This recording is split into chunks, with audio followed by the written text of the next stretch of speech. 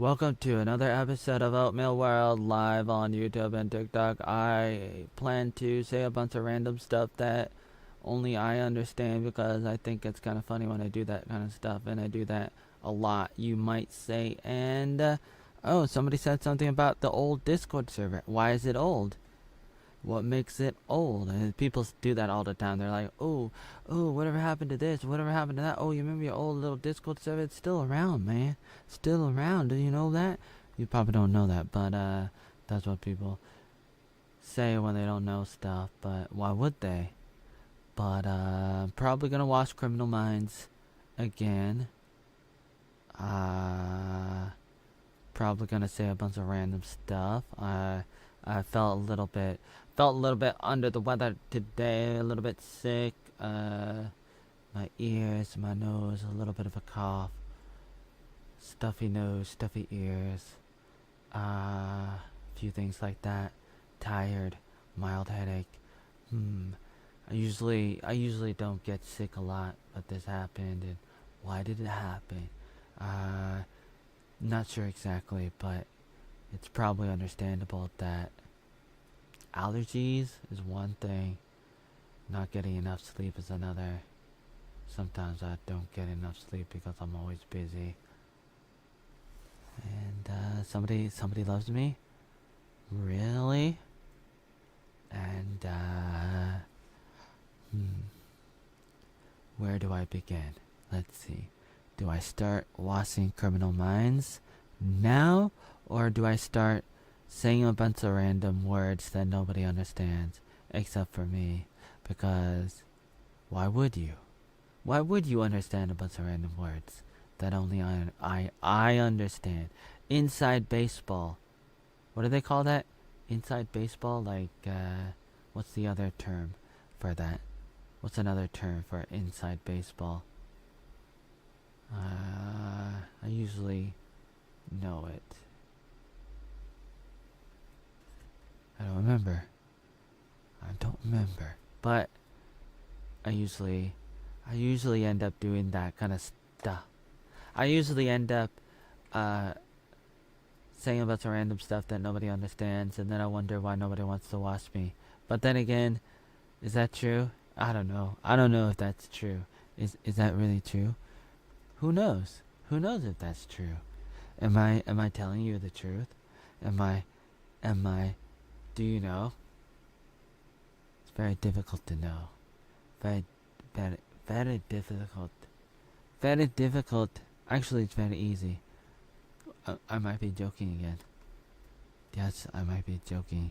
What's up, Calvin? Calvin Klein? I'm all stuffed up. I'm all stuffed up. I'm all stuffed up today. The air you breathe is actually my, you know, what did I eat today? What did I eat today? I think it was pretty good. No, was it good? I don't remember now. What did I like? Did I have oatmeal today and I just forget about it? Did I actually eat oatmeal earlier today?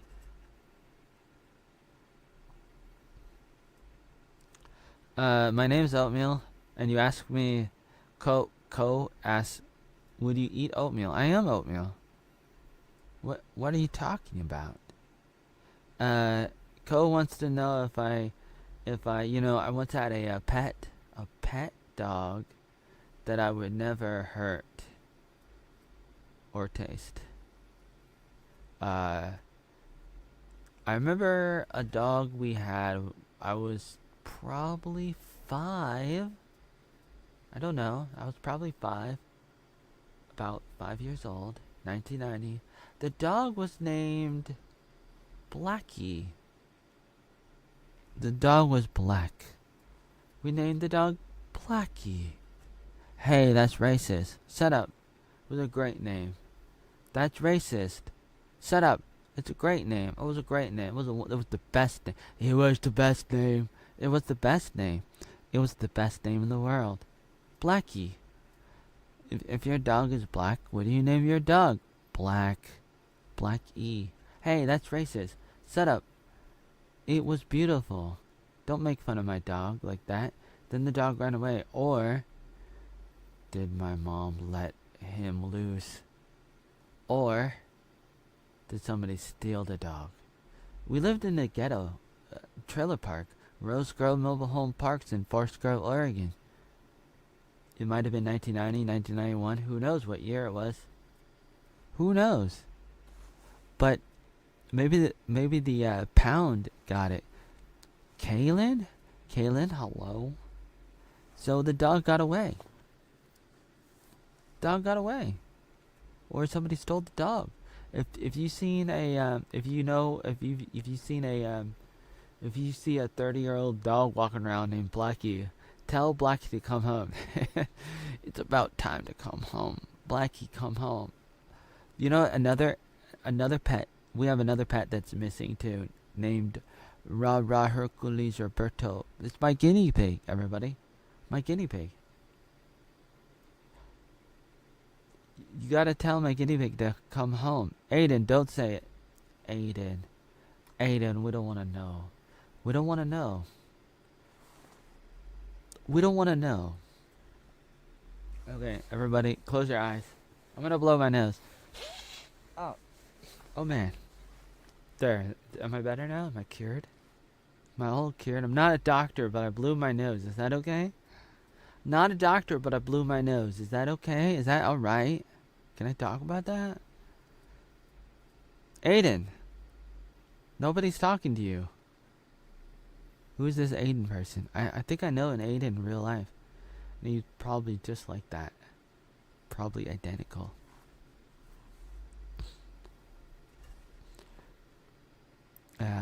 Okay, so I'm thinking about, what am I thinking about? I'm thinking about everything all at once. I'm everywhere all at once and nowhere. Everything and nothing. I used to say that, especially in 2007 at Camp Karatley. Ooh, I was like, everything and nothing, I'm everything and nothing. Hey now, I'm everything and nothing, man. I'm everything and nothing. 125 likes, wow. On TikTok. I'm everything and nothing. Yeah, everything and nothing. Anybody have any questions? Real questions? Let me know. Otherwise, what in the world are we doing here?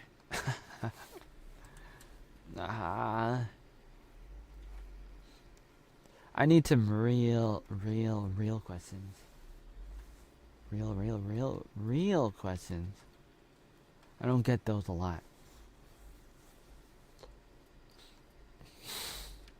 Oh my. Let's see, episode 9.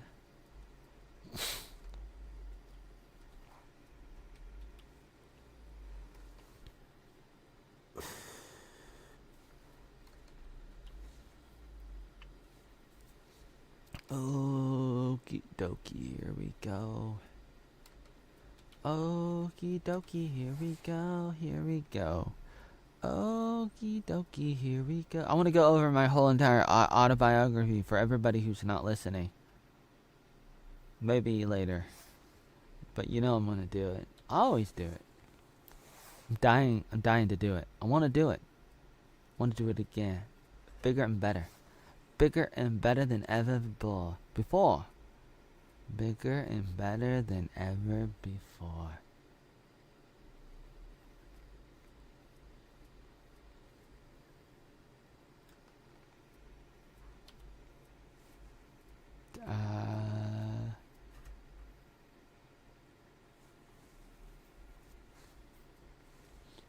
Bigger and better than ever before. Bigger and better than ever before. Bigger and better than ever before. Bigger and better than ever before. Bray, welcome Bray. Lindsay, welcome. Bigger and better than ever before. Polly Pocket. What? Polly Pocket. Guys, Polly Pocket.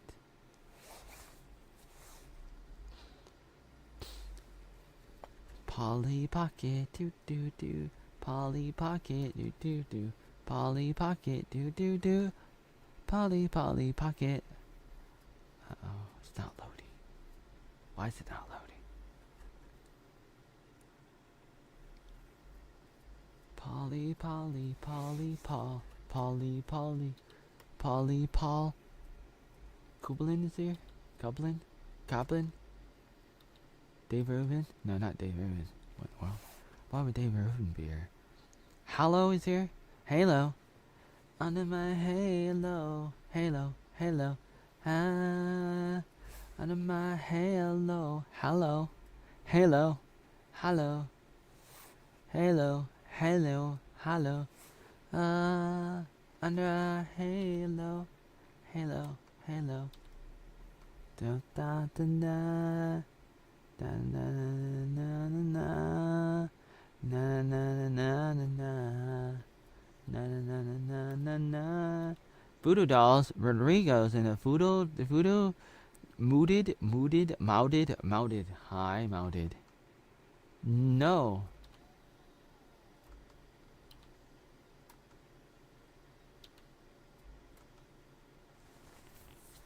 I don't even know you. You're not even my Discord server. You want to go live? People want to go live with me on TikTok, and they're not even in my goddamn Discord servers that I've been running since. I started one in 2019 and started Facebook groups. So when did I join Facebook? 2006. Man, been on the internet since 1995 or longer. Been alive since 85. Man. Rodrigo, what are you doing? Watching Criminal Minds right now. You guys don't even know me, and you want to pop in a chat with random people that you don't even know? You don't know anything about me. You're popping in here.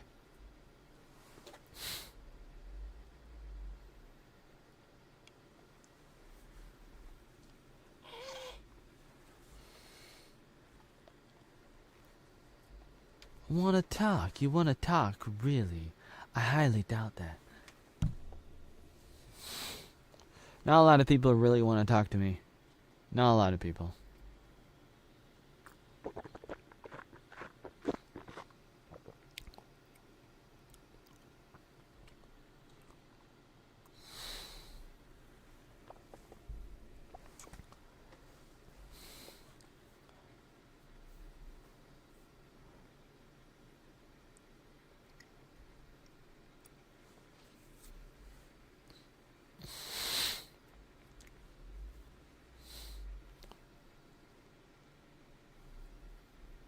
Little Red Riding Hood, you sir are looking good. Do everything your big bad wolf could want. Raroo. Little Red Riding Hood, you sir are looking good. Do everything your big bad wolf could want. Little Red Riding Hood, you sir are looking good. Oh my.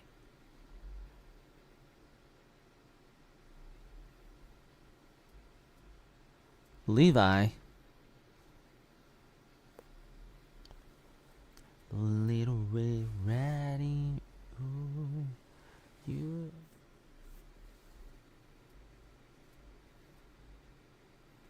What is this guy trying to do now? Episode 9 of Criminal Minds. St. Michael's? Oh my. Little Red Riding Hood, you sir are looking good. Do everything a big bad wolf could want.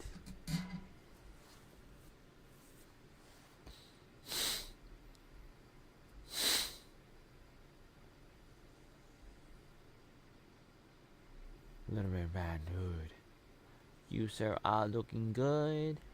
Do everything a big bad wolf could want. Oh, my throat. Oh man.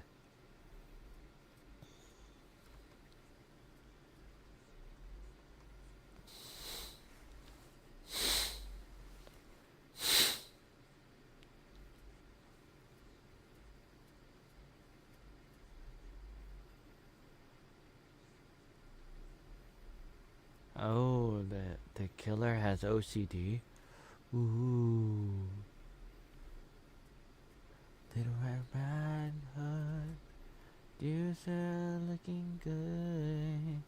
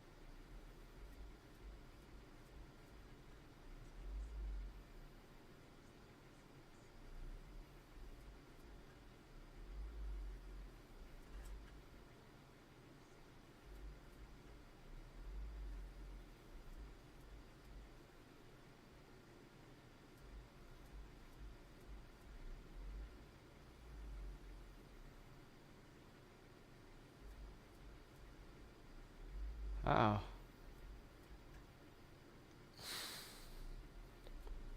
A trap.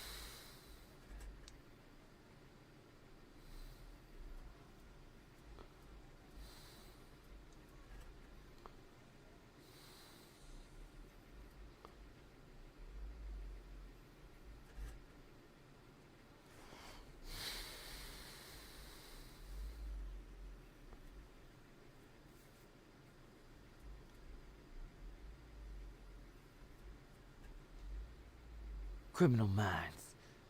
He walks into a trap. He should have been smarter, but he was dumb. They made the podcaster character not smart. And he walks right in. Gets a call from a former lover. Hey, I'm in the happiest place in the world. The happiest place that we've ever been together. So he goes to the cathedral. Walks into a trap. 2 women. And the killer is like, okay, this one is going to die slowly. This one's going to die quickly. And he presses a button. And the podcatcher's, he's like, what do you want me to say? I'm not important, but they are.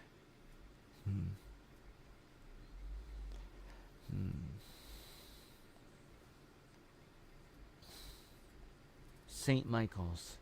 They're at St. Michael's. A fitting name.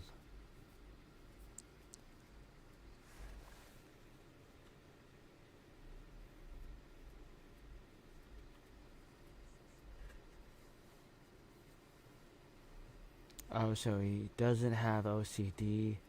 He has... What does he have?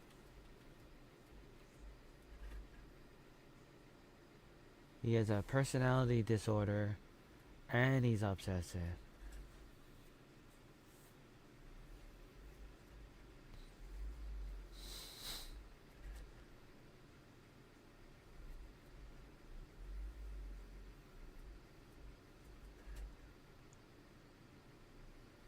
Don't bring it to Foyt.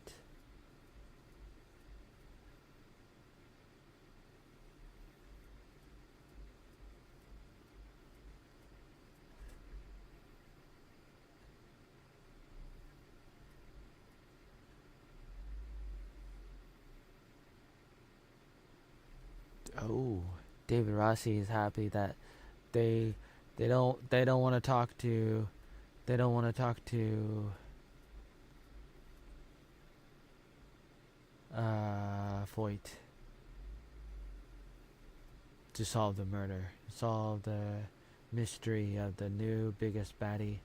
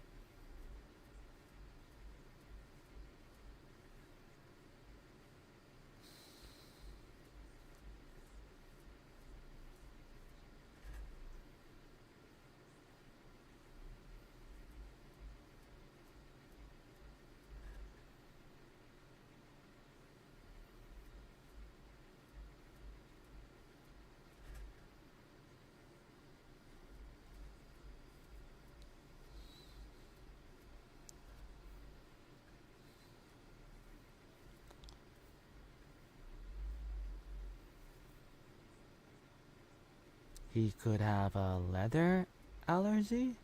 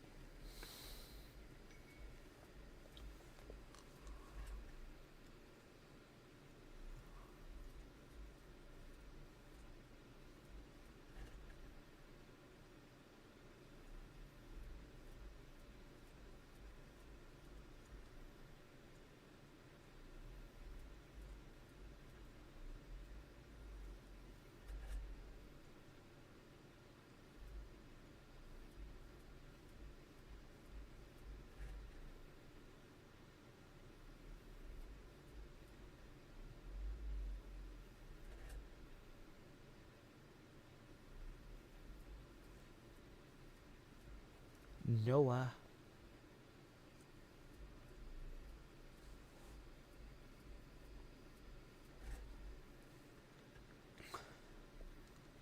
Hala?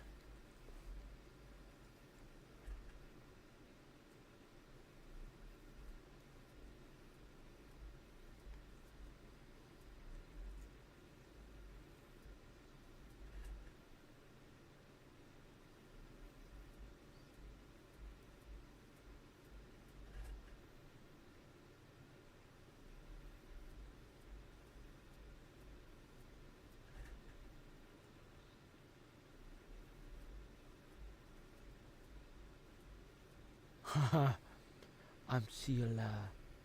I'm Laura. I work for the IRS. What? Ah.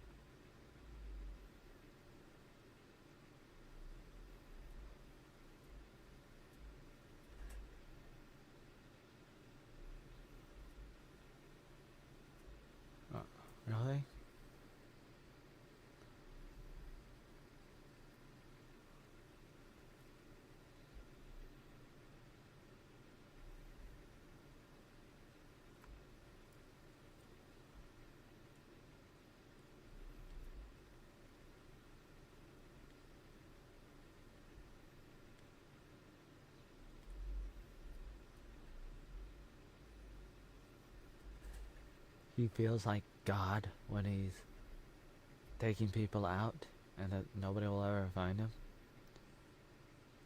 James Crowley.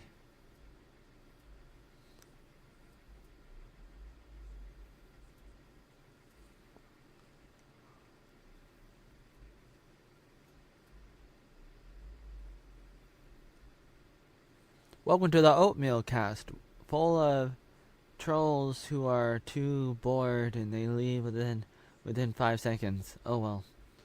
Oh well. You can find somebody else to go after.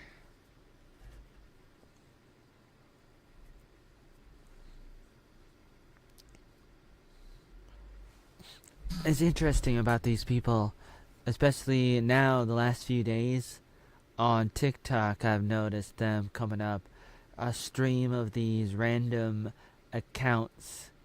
They come in and they have these crazy messages, and the point of the message is probably to irritate the streamer and get the streamer to say naughty words, things they're not allowed to say or whatever, bad words or whatever else, and to be disgusted and upset and drama and all that kind of stuff. Some of it is crazy or absurd, or what's the word I'm looking for? I know there's another word, but it's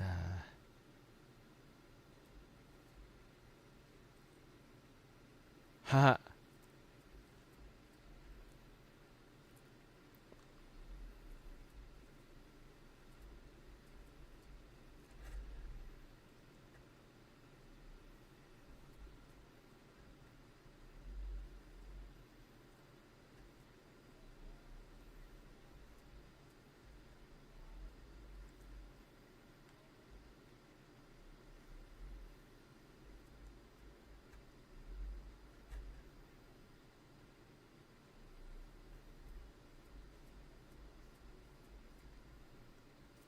He's gonna get arrested on purpose? Oh wow, that's clever. Oliver with another troll comment. The people, it's a train of trolling. The way these I've been getting the same message again and again from a bunch of people. It's so what is it? So Oliver says, "Yo, I was on the and I accidentally went to and all over your face." I don't know if I'm allowed to say that. Let's pretend I didn't even say that. I barely even said it. But I don't know what the rules are on YouTube and TikTok. Let's pretend I didn't even read that. I didn't even read that at all. And Aiden is a troll. Aiden, stop being a troll. Aiden, don't make me block you. Do I need to block all the trolls? Maybe I should. Yeah, I probably should block all the trolls. I need to block all the trolls. Oh, two people watching on YouTube. That means, you know what that means? It means one of the trolls on YouTube, no, on Discord might be watching. Probably.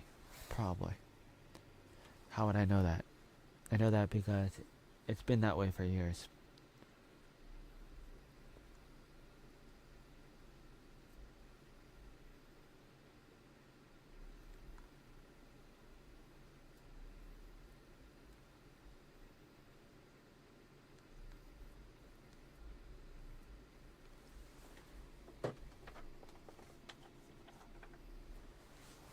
Aiden agrees that he's a troll.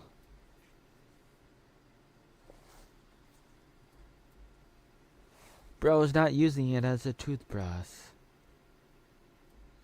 Yeah, maybe not, but now I am. I was flossing with my toothbrush. Why not? Why not floss with your toothbrush? I was flossing with my toothbrush. Flossing my teeth with my toothbrush. And now I'm brushing my teeth with my toothbrush and toothpaste like a normal person using Sensodyne. And I'll be fine. Sensodyne. And I'll be fine. Sensodyne and I'll be fine.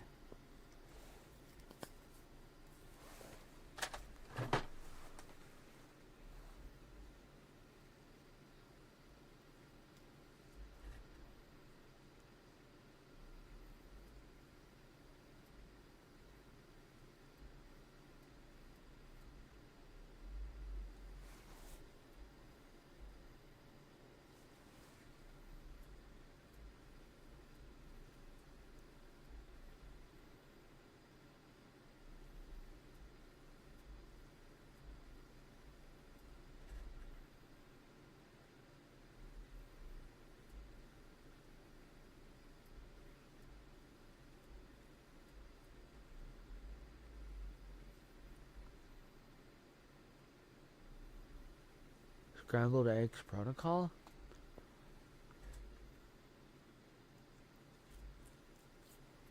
Well, I really gotta brush my teeth because they're dirty. You know why they're dirty?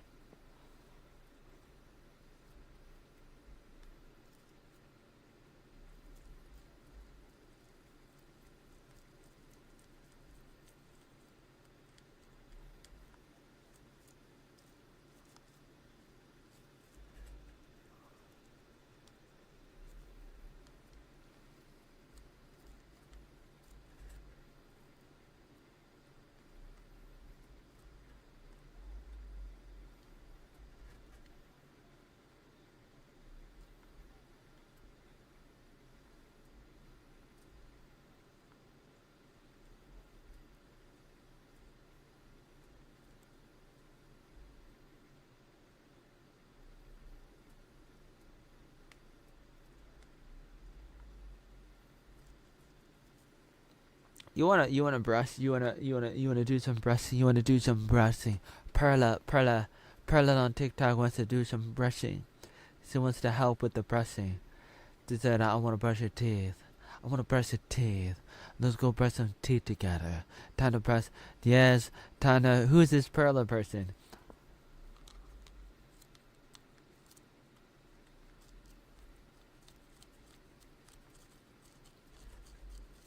I've never heard anybody say that to me before. You're the first. Your friend, Perla, your friend, wants to brush your teeth.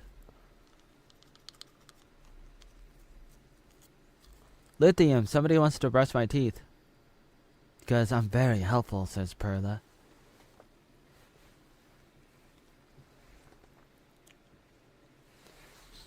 I never had anybody say, "Hey, I want to brush your teeth."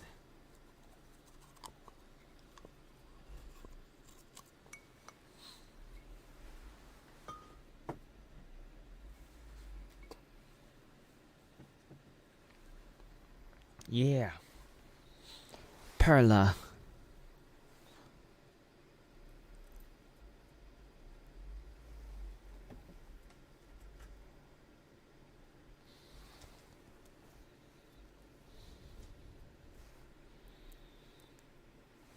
Yeah. Perla is here. Perla is here. Why is Perla here? What does Perla want? Besides brushing.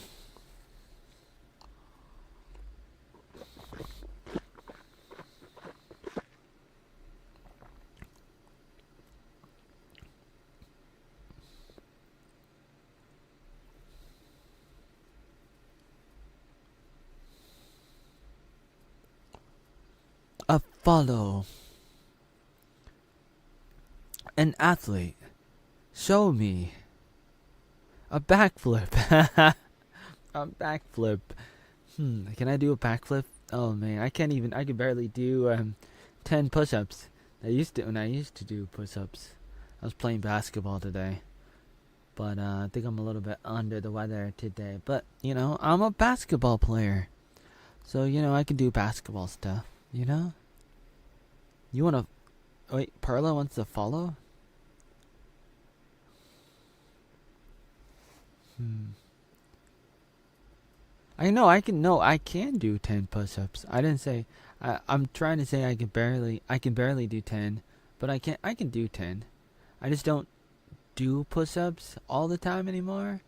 And I haven't done push-ups in like 20 years or something. So I probably need to get back into it. Perla, yes, I do. I do. You're very unfit. Oh, I'm very unfit. You haven't. How do you know that? How do you? How do you know? How do you know? 20 push-ups. 20 push-ups. Oh my.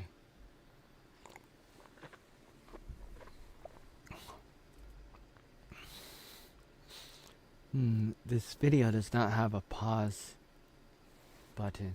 Oh my. How do I pause this?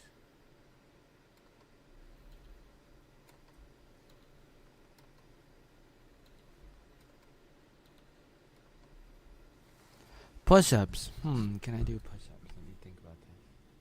How many push-ups can I do? With a little bit of a headache at the moment. A little bit sick. A little bit under the weather. Can I do some push-ups? Respond to the fake news. It's fake. And everybody knows that except for the trolls who don't care about the truth. And I've already talked about that for years, but trolls don't care and they just want to talk about it. Do I need to ban all the trolls?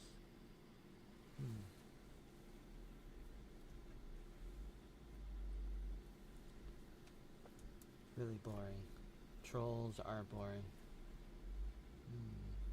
How many trolls do we have in here? How many people that want to just make up stuff? I don't have it. That's just a lie. You're just making up stuff.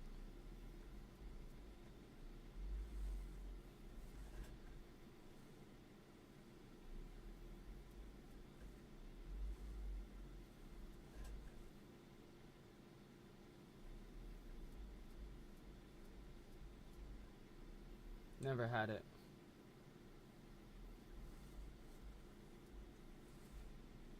You're just making up stuff. This is not good to lie about people.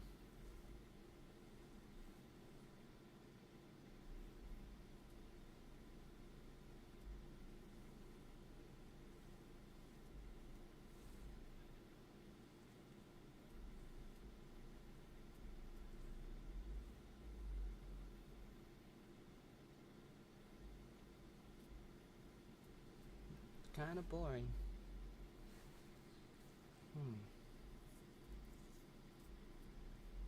The movements of a layup. Perla wants me to do push-ups. Perla, let me think about this.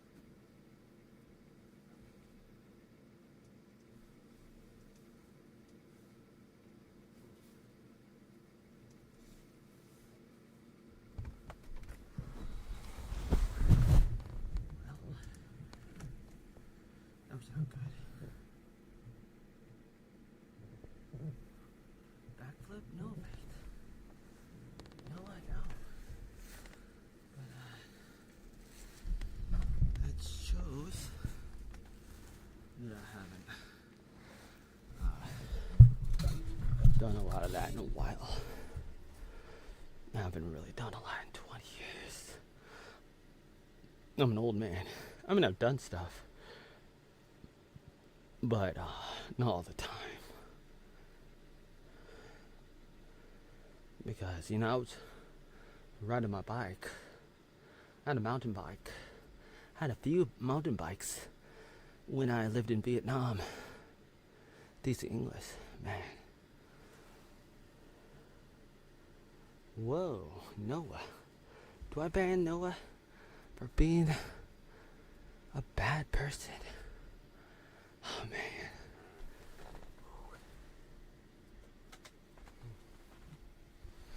Okay. So let's see.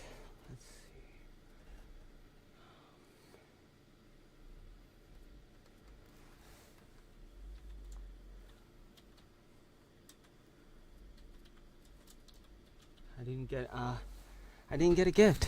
I did 20 and I did not get a gift. So you guys must be trolls. I did 20 push-ups and I did not get a gift. Are you guys all trolls? Do I need to ban more people? Huh? Why do only terrible people watch me? Terrible people who want to believe things that are not true. Obviously not true, but they want to believe it because they just want to attack people. Because it makes them feel good to put other people down. That's what they do. That's what they do. That's what they want to do. That's what people do. That's what people do.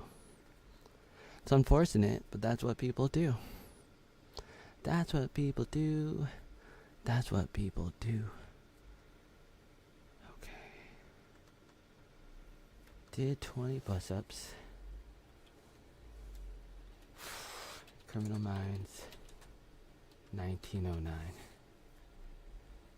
That's what I'm watching.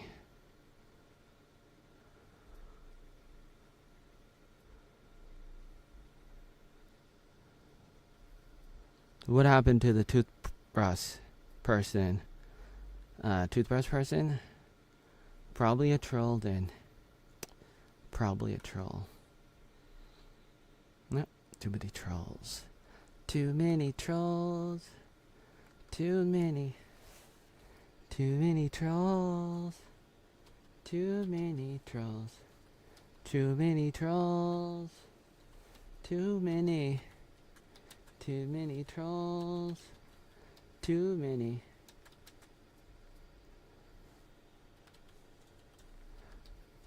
Anybody else want to lie about me?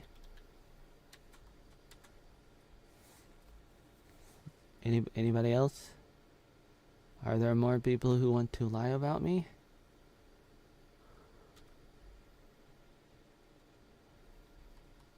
Raise your hand if you want to lie about me more. Let me know.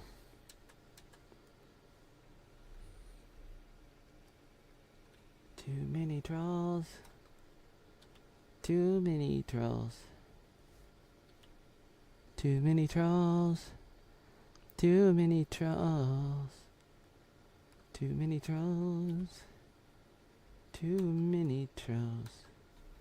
Too many trolls. Too many trolls. Too many trolls, yeah.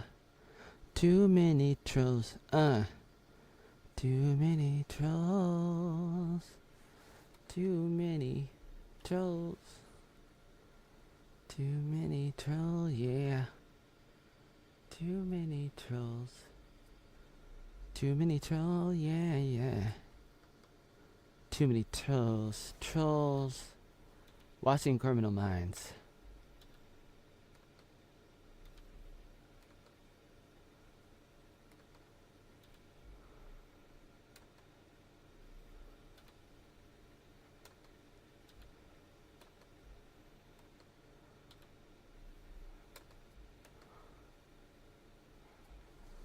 Too many trolls.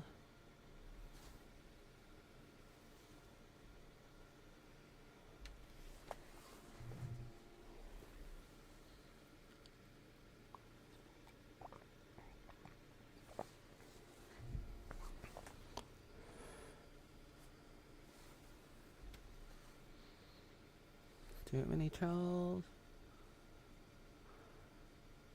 Too many trolls. Too many trolls. Too many trolls. Too many trolls. Too many trolls.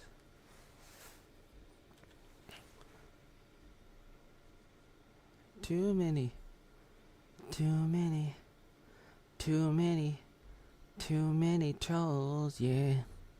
Too many trolls. Too many trolls. Can we get more mods? Can the mods come back? Tell the mods to get back in here. Why they left?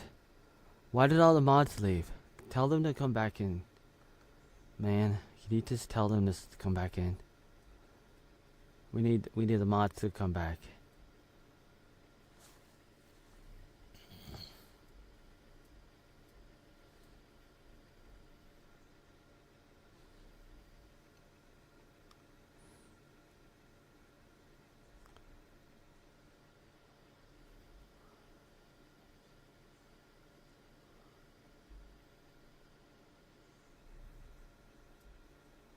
Uncle is here.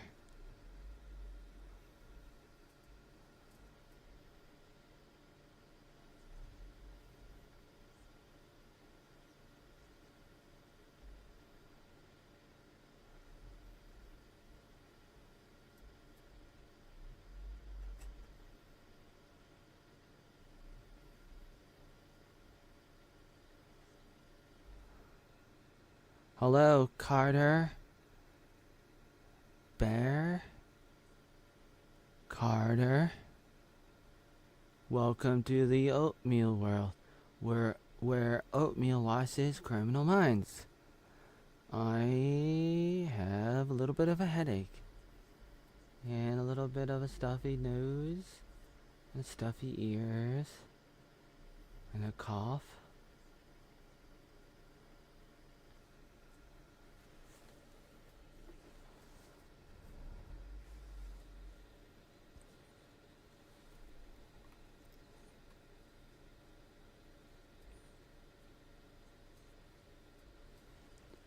Huh?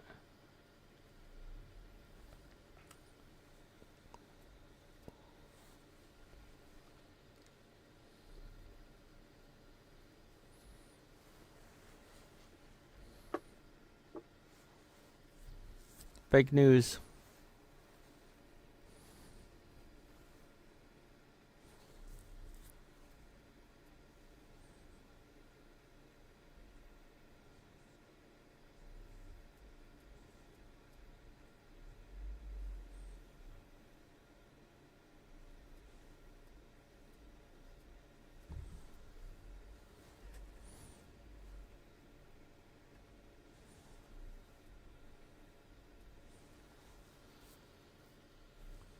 Can we ban all the trolls who lie about me?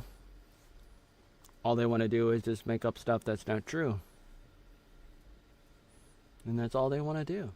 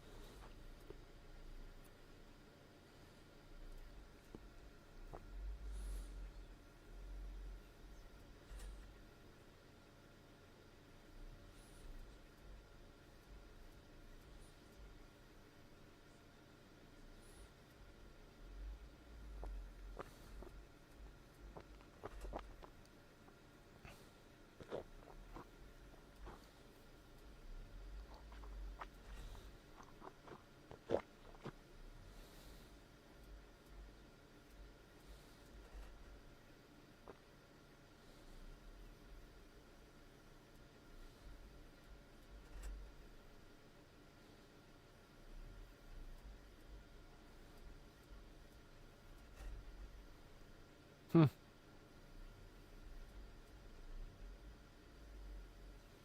Hmm. Hmm.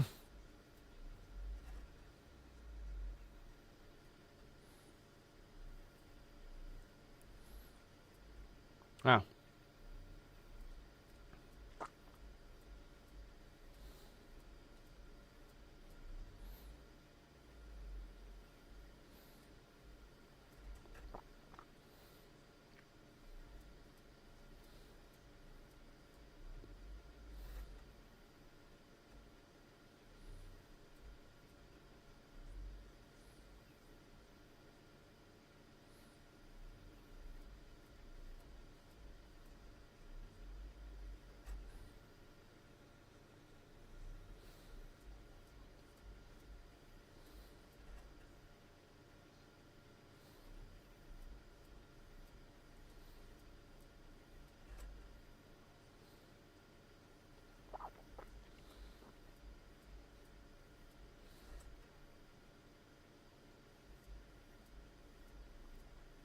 Hmm. Wow. Wow.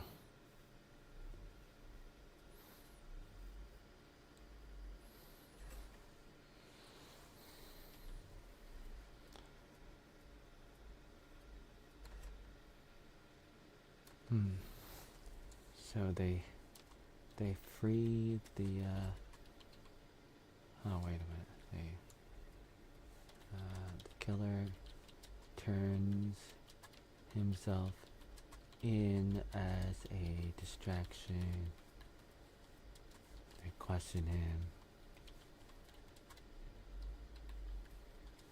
They let him go.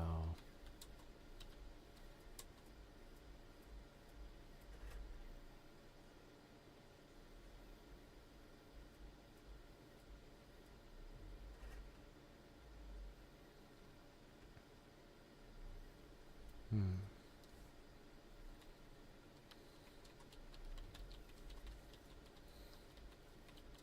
3 people captured by the killer. Hmm.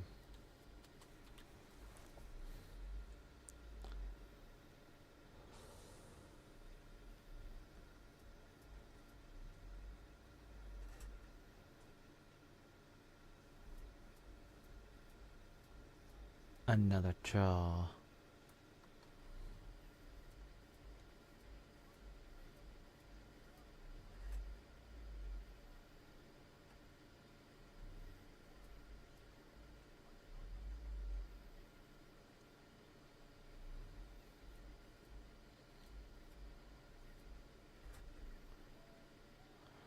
Huh.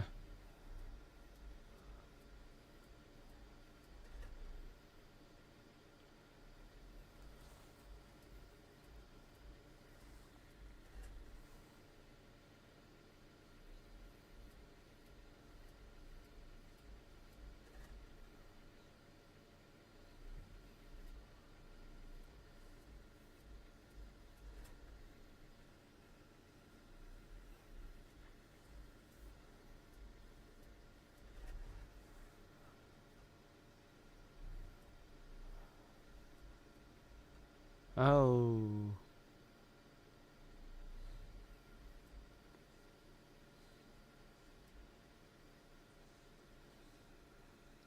Trying to ignore what? Trying to ignore all the trolls. Too many trolls in here. Trolls been going after me for 17 years. 17 years. It's boring.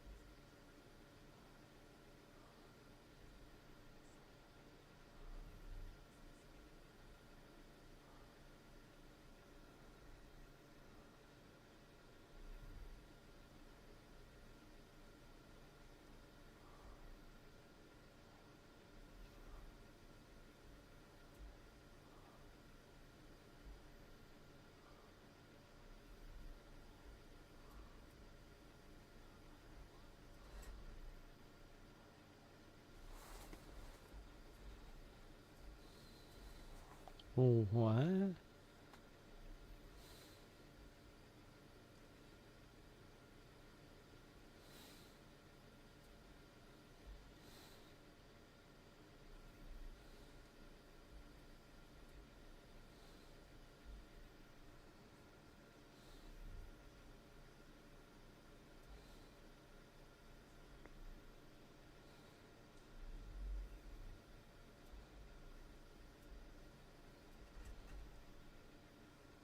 Wow. The killer got help from a guy. The guy had the opportunity to take him down, but then he said, "If you do, you'll never find your lover. I know where your lover is. Nobody will find your lover unless if you put down your gun, and I'll give you the coordinates." And it was a trap.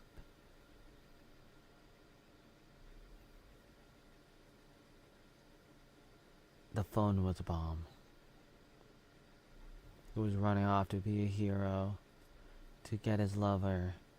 He was a helper to help the main guy, the main baddie. And he took him out.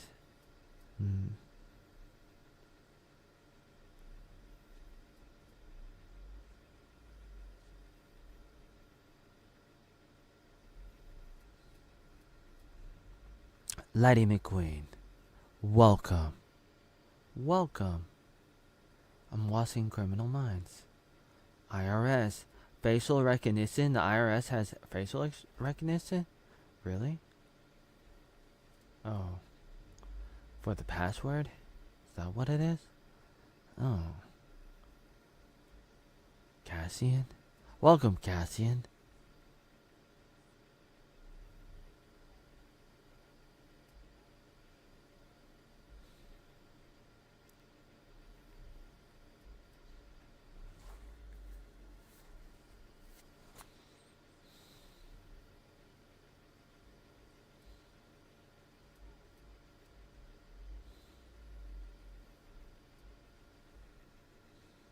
Some random band is here.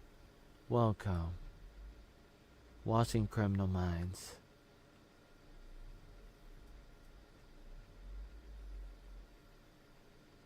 Emily Prentice. Talking about a time she was dead. Oh no. Pretty devastating for Emily Prentice on Criminal Minds.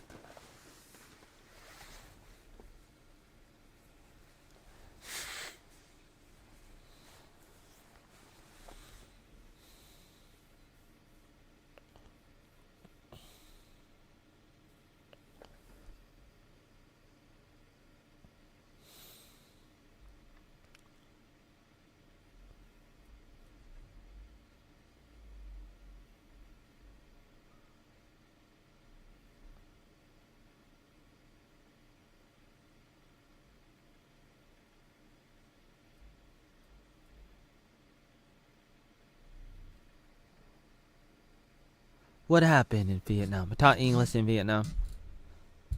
And the details are on my blog. And all you gotta do is go on my blog. And you can see what happened because I outlined what happened. And you can see every year that I was in Vietnam. And you can see every month. You can see every day. And it was written on many different blogs and articles It was syndicated many times for many years, and I talked about it in many videos, and articles, and on my Twitter, and on my Facebook, and I talked about it, and I talked about it, and I talked about it, and I talked about it. Went to Vietnam in 2012, and I taught English in Vietnam, and I traveled around and interacted with a lot of people. And I started in the north, and then I went to the south to Saigon, and I went around, and it's very self-explanatory. Are you another troll? Do you want to get banned for being a troll? Because you probably don't really care about what actually happened, because you don't want to know what happened, even though it's already published and uploaded onto the internet on many websites. You don't care about that. You don't care about the fact that I'm telling you the truth, and you don't care. You don't care. You're not even listening to what I'm saying. A lot of people, they say stuff, but they don't care. They don't care. They don't care. And no matter what you say, no matter what you say, they don't care about the truth. That's what I deal with. I deal with all these goddamn trolls, the low-cow trolls who don't care about the truth, because they live in denial, and they want to find people to attack. And that's what trolls do. Trolls look for easy targets, and the trolls have been going after me since 2009 or longer. It's documented. It's already documented. Do you know that? You know that? Do you know about that? Do you know what I'm talking about? Do you know about that? Did you know about that?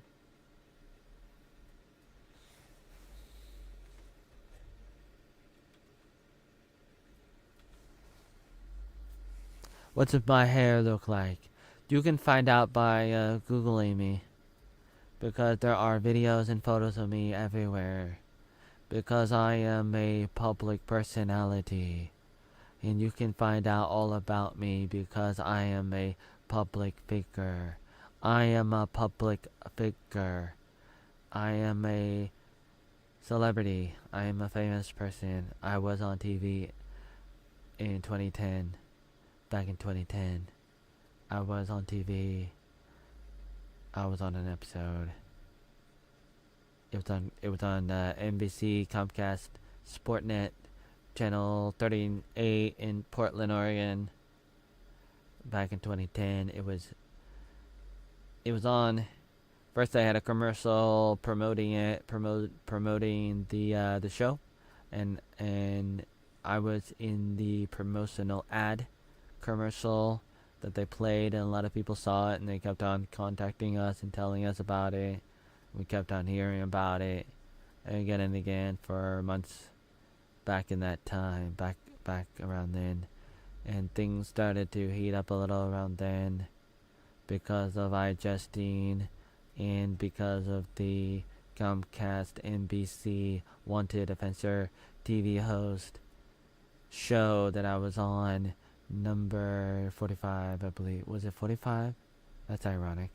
45. Was it really 45? Is that the number I'm thinking of? 45. Who else is 45 and 47 right now?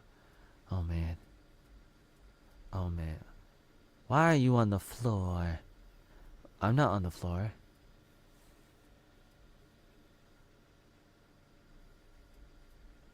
AI? What AI? What are you talking about? What are you talking about? What are you talking about? Hello?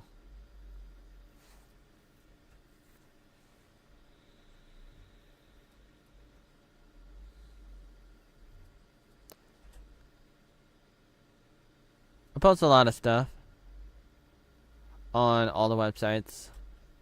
For 31 years, I've been online, 31 years or longer, and I started making videos 30 years ago, and I've been posting a blog for over 20 years or longer on the internet, a daily, like almost like a daily blog, or often. Now it's daily. Before it was not always consistent in the past.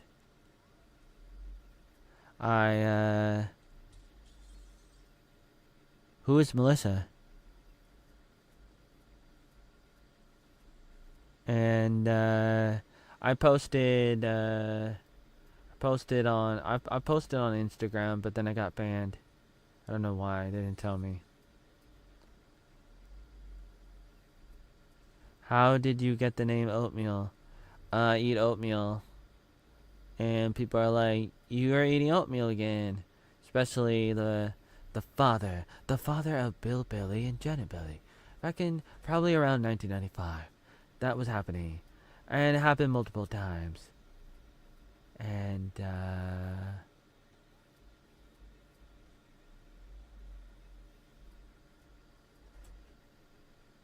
who's that behind you? Who's that behind you? Who's that behind you?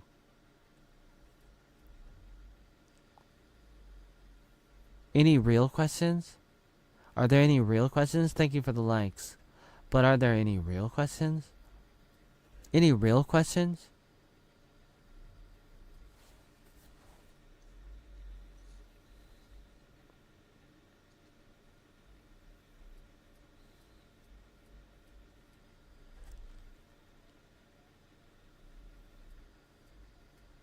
I'm watching Criminal Minds. I do not support war. I support making a country better, and every country should want the best for their country. So you think about, how do you make a country better? Free market is good. That's one of the things. Government often gets in the way, and that happens in a lot of countries. And that's not good. So you want to minimize problems, especially domestically. You want to try to minimize problems. You want to minimize the red tape, because usually the red tape's not good. You want to minimize taxes. You want to minimize a lot of stuff. Communism is bad, because communism is not a real thing. It is a carrot. You are the rabbit, and communism is the carrot. But it's a trap. It's a trick. It's a scam. And they fool you with all this free stuff, including, especially with the new mayor. They have a new mayor. They have a new mayor in New York City. For example, New York City. They got this new mayor, and the mayor guy, nobody likes him. And he was like, you know what? We're going to have free bus rides. And then he became the mayor of New York City. And then he's like, no, just kidding. Just kidding, guys. Just kidding. That's what he said. That's what the mayor of New York City said. He's like, just kidding. Just kidding. Just kidding. Marvel Rivals? I'm not sure, if you're talking about the movies themselves, or just the idea. Like, some of the movies are not so good, or some of the movies could have been better. Disney messes up stuff all the time. They've been messing up stuff for years. If you think about the comics, if you think about the concepts in general, I really enjoyed Superman growing up. He was the first hero that I remember. I know that's DC, but still, DC Comics, I think, right? I grew up with Superman, different versions of Superman, the original Superman who did the movies, the first main movies, Christopher Reeves. He was really good, and I remember him. And then there was Superboy. That must have been a show, and I remember watching that. And then The New Adventures of Lois and Clark. That was a really good series for Superman, and then in the 1990s. So that came later, and that was really good with the actors. What's his name again? The actor who played Superman in Lois and Clark. That was good. So I like Superman. I like Batman. Uh, I like Star Wars, but that's not superheroes. Even though the Jedi are superheroes, I like Star Trek, and they're like heroes too. So I like Spider-Man. I mean, I like most of them. Superman, I don't know. I might say that Batman is my favorite now. I don't play games. I used to play Mario. I like Paper Mario, and I like just normal, regular Mario games.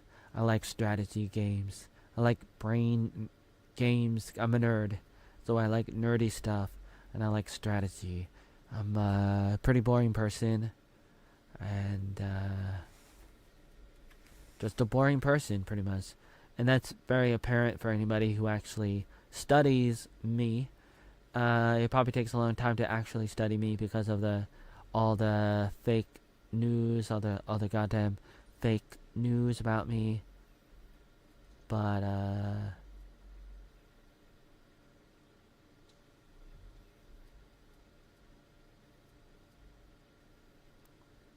Flight is escaping.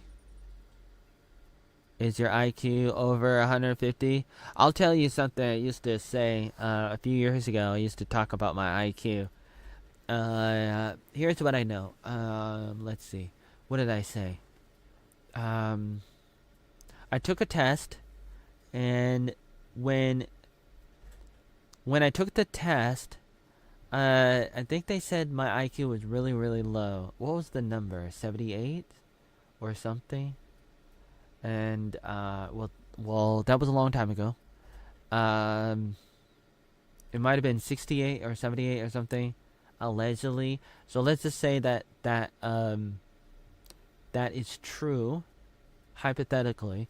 If it was true that my IQ was that low, which is pretty low if you think about it.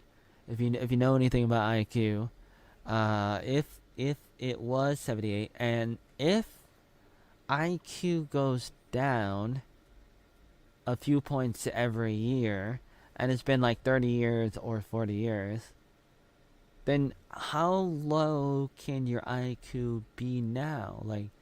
Like if it was 60 and it went down 5 points every year, and that was, let's say, 30 years ago, so it's 3 times 5 is 150.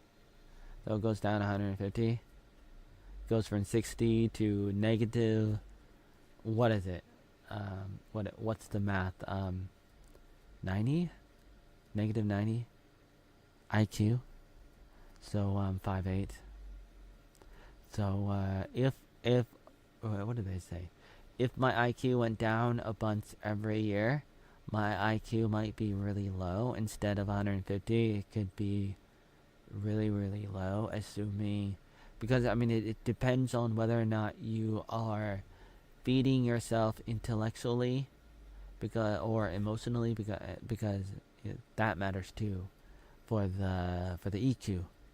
So there are different types of intelligences, and some people say there's about 8, some people say there's about 12, and there are a few, and people debate about how many types of intelligences there are.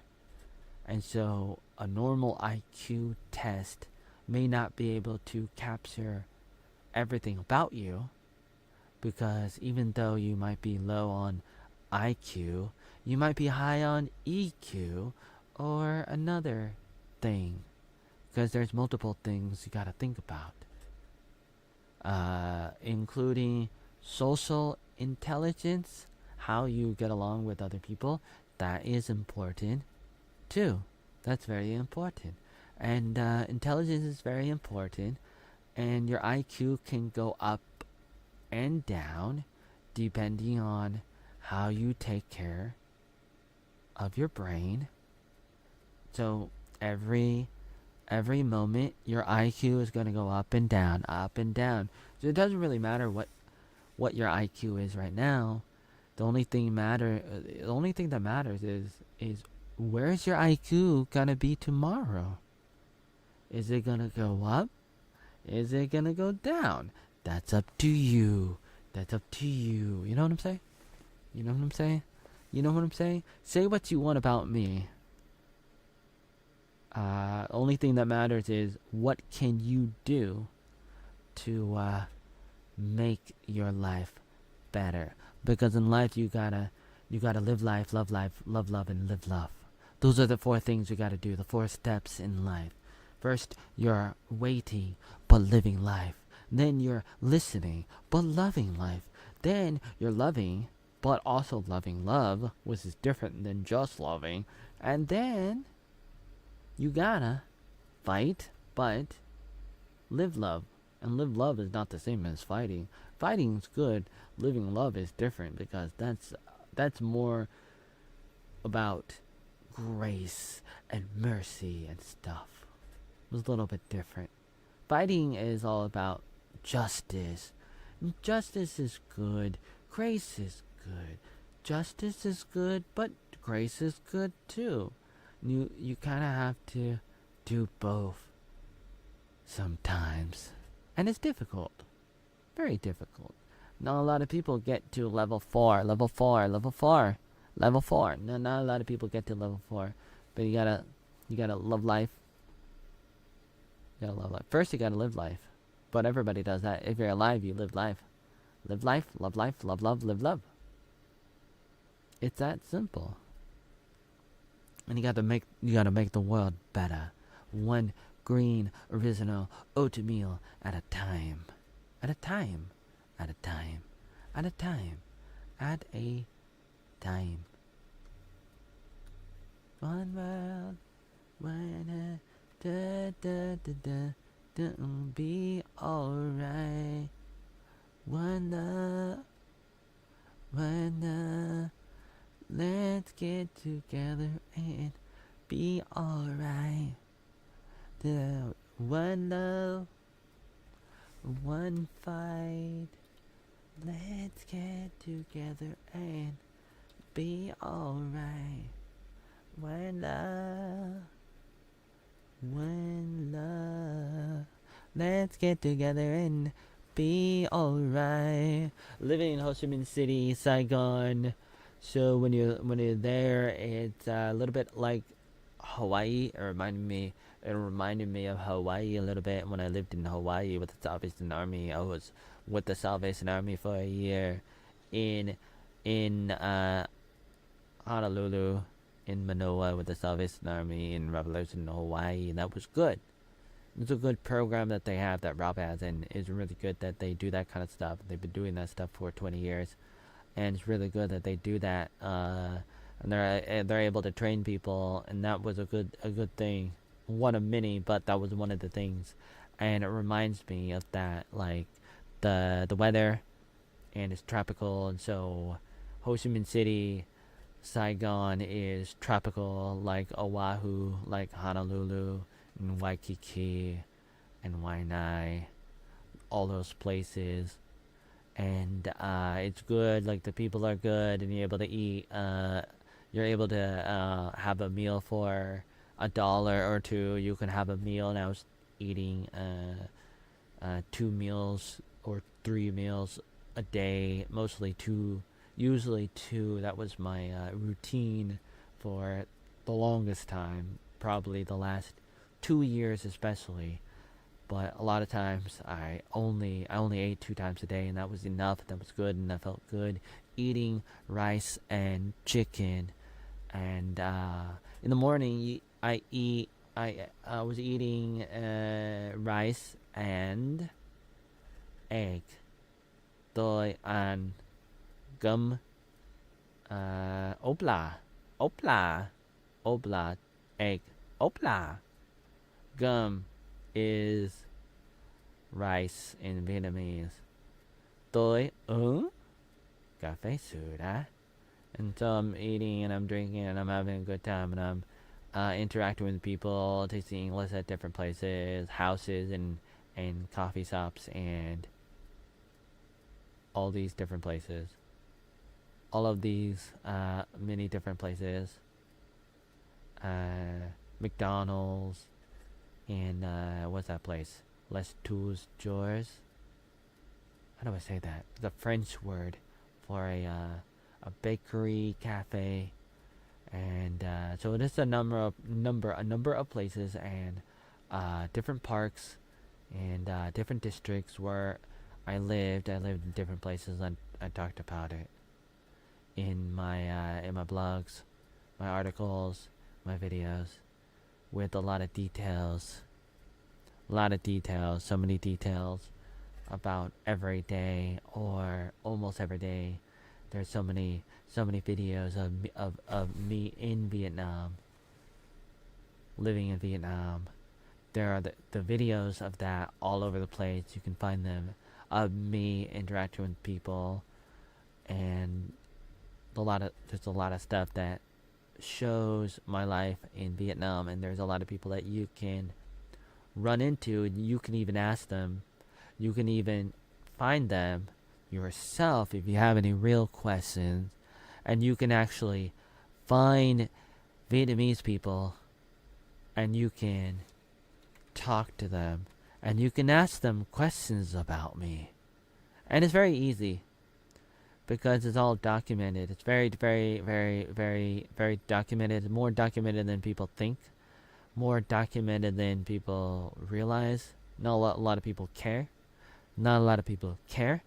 And they would rather believe that I'm not documented and that there's a lot of secrets. Ooh, a lot of secrets. But it's really, really documented. And it's very, very easy to look into. For anybody who really wanted to know, for the record, there's a lot of stuff, a lot of details.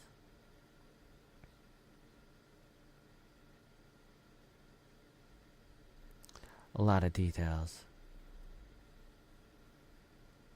Very self-explanatory. The stuff that I'm talking about is very boring. Especially my presentation right now. Very boring, very self-explanatory. It goes without saying. I shouldn't even be talking about this because it's obvious. It should be obvious for a lot of people. It's not obvious for some people apparently, but it is for a lot of people. A lot of people.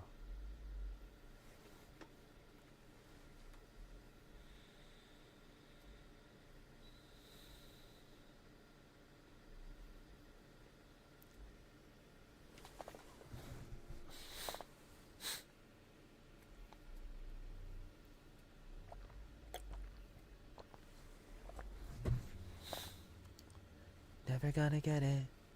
Never gonna get it. Why did he say that? On Criminal Minds. Never gonna get it. Never gonna get it. Never gonna get it. Never gonna get it. Never gonna get it.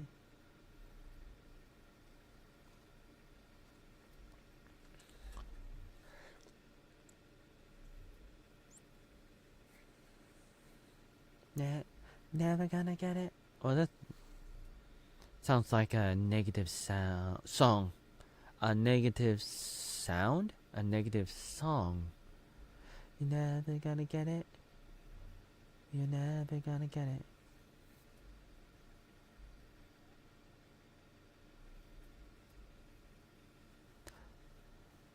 Zero.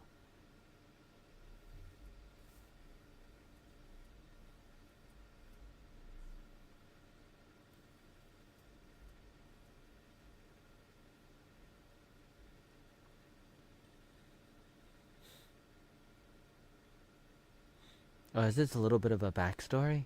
Is that what I'm watching?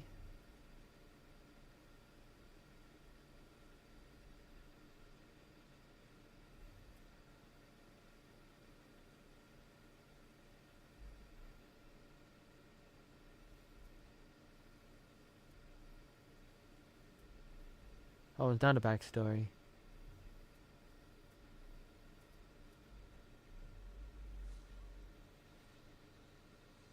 Maybe the I don't know. I don't know what's going on here. Oh my. Oh my.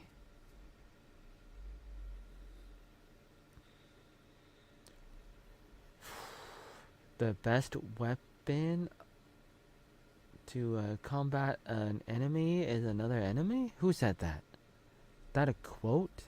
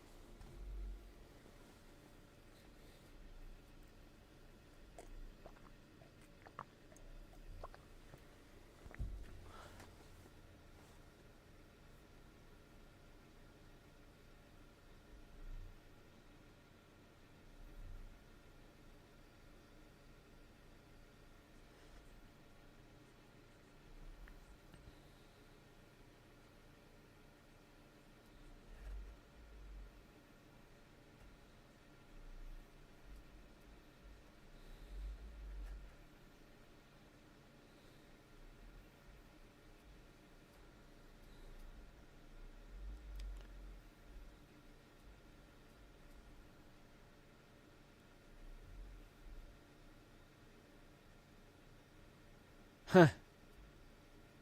Don't worry, director. We will find him. Oh yeah? And you will end him. How do I feel about that? Because he is supposed to be a Darth Vader character. Mr. Voight. What was his other name? He has another name. What was it again? I forgot. Wow. Voight. I'll just call him Voight. Voight escaped prison because he wants to protect his family from a killer.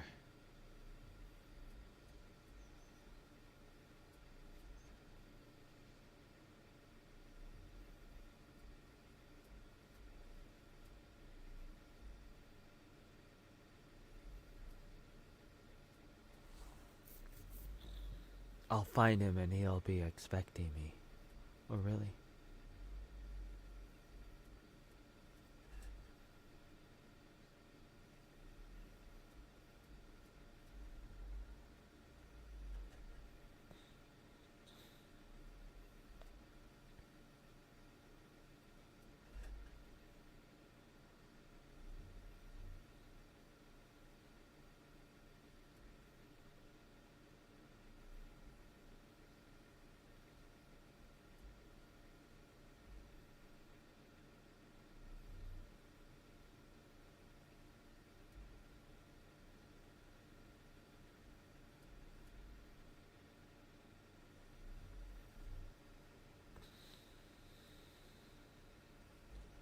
He has a hostage. It's a woman. And he's like, hey, you gotta follow my instructions. He's all like OCD and a psychopath. And he's obsessed with his instructions. Yeah, it's Holly Font.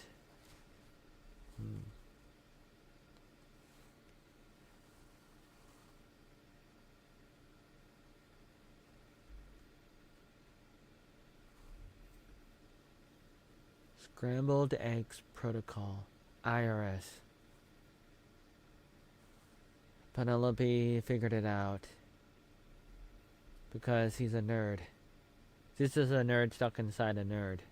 I'm a nerd stuck in the body of an athlete. She's a nerd stuck inside a nerd. But she gets the job done. She gets the job done. And that's good. You gotta get the job done sometimes. You got to get the job done. You just got to get the job done sometimes. And that's okay. And that's good. You got to get the job done. Sometimes. Never gonna get it. Never gonna get it. You're never gonna get it. You're never gonna get it. You're never gonna get it. What?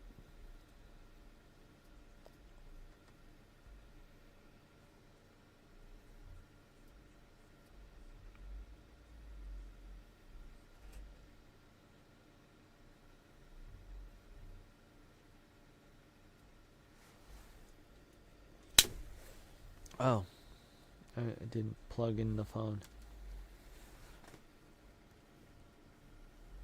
You're never gonna get it. I'm not your boo boo, I'm rah rah woo woo.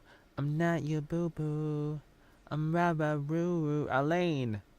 3810. Alan. Owlin. Oh, excuse me. Rah rah woo. I'm not rah rah boo boo. Well, I am rah rah boo boo. Imagine that. A rabbit? A rabbit named Rah Rah Boo Boo. That would be the end of anything. Yeah, boo ba boo boo da boo boo boo. Boob. I'm not your boo boo. I'm rah rah roo roo with a stuffy nose and a stuffy ears and no chin and no jaw and no eyes. What a surprise. Ooh. Ooh. Yes. Yes. No, I'm joking. I'm joking about a lot of stuff.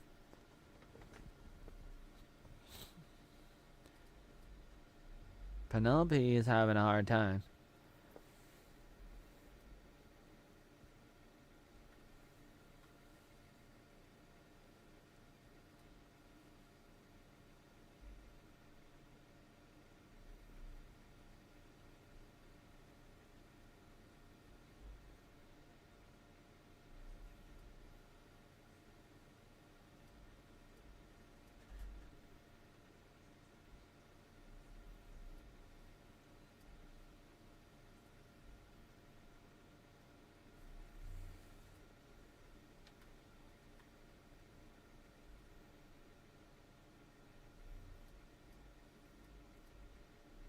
Oh my.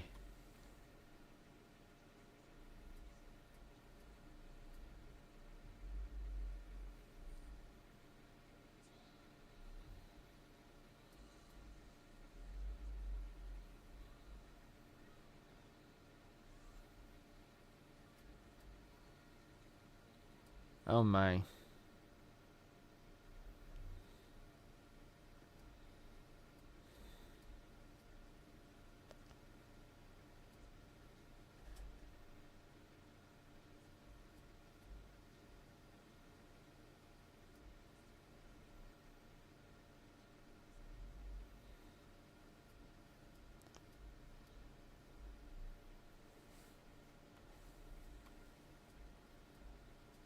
Oh my.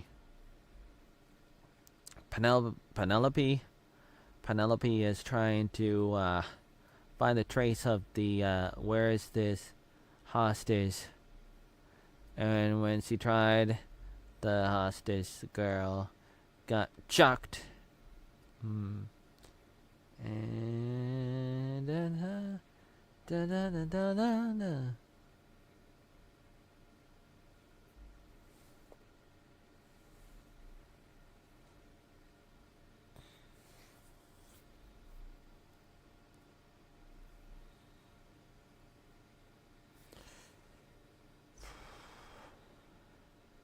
He reminds me of Jordan Peterson, but he's the main killer.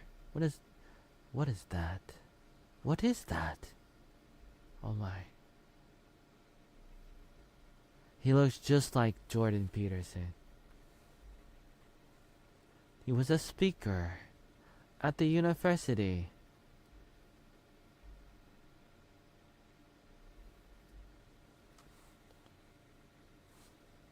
Hi, Mr. Crowley. Oh yeah, James Crowley.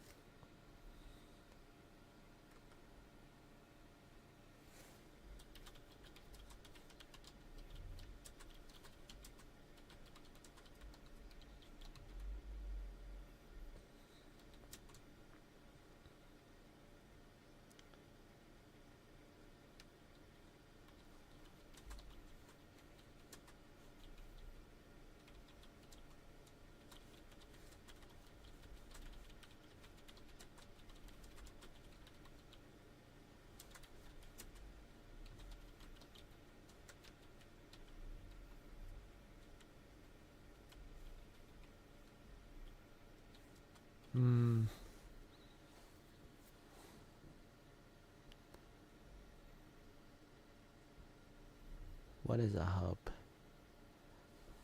What is a hub?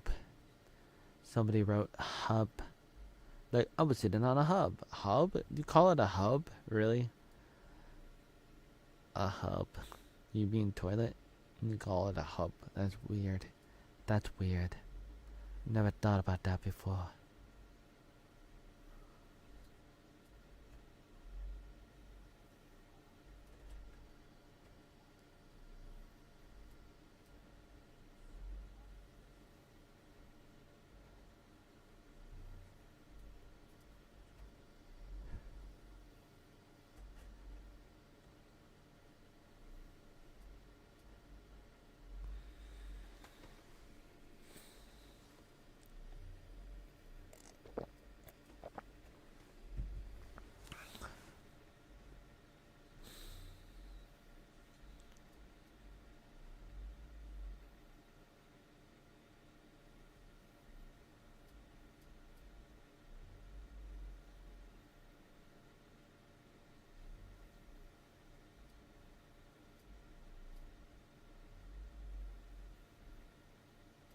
Huh.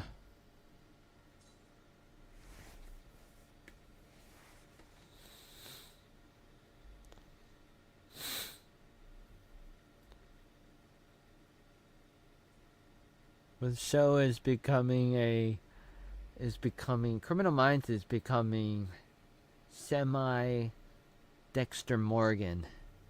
It's almost like I'm having this feeling that they looked at the success and the fame, the legendary status of Dexter Morgan and the spin-offs. I mean, the continuation and the prequel, the different shows they had for Dexter Morgan, and they're like, Criminal Minds was like, how can we do something like that? And they came up with Voight, and now they have James Crowley, which is another main villain, but with Mr. Voight, he's redeemed a little bit like Dexter, and he has a family like Dexter Morgan, and there's a little bit of a parallel there. And Voight has a daughter who might be similar to Harrison, Dexter Morgan's son, Harrison. So the daughter might be similar to him, and so they're creating this dynamic. It seems like they're building some kind of dynamic that is similar to Dexter Morgan. It's like Criminal Minds is trying to tell a Dexter Morgan story from the perspective of the FBI. And that could be interesting. Could be a little bit interesting.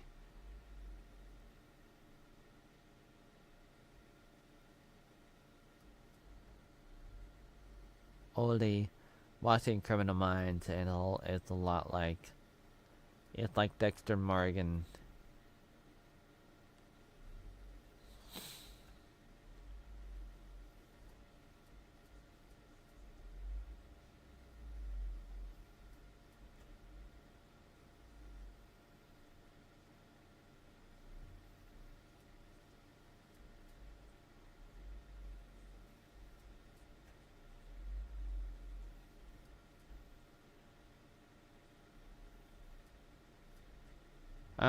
Penelope mentioned AI, but they don't talk about whether or not she uses AI herself.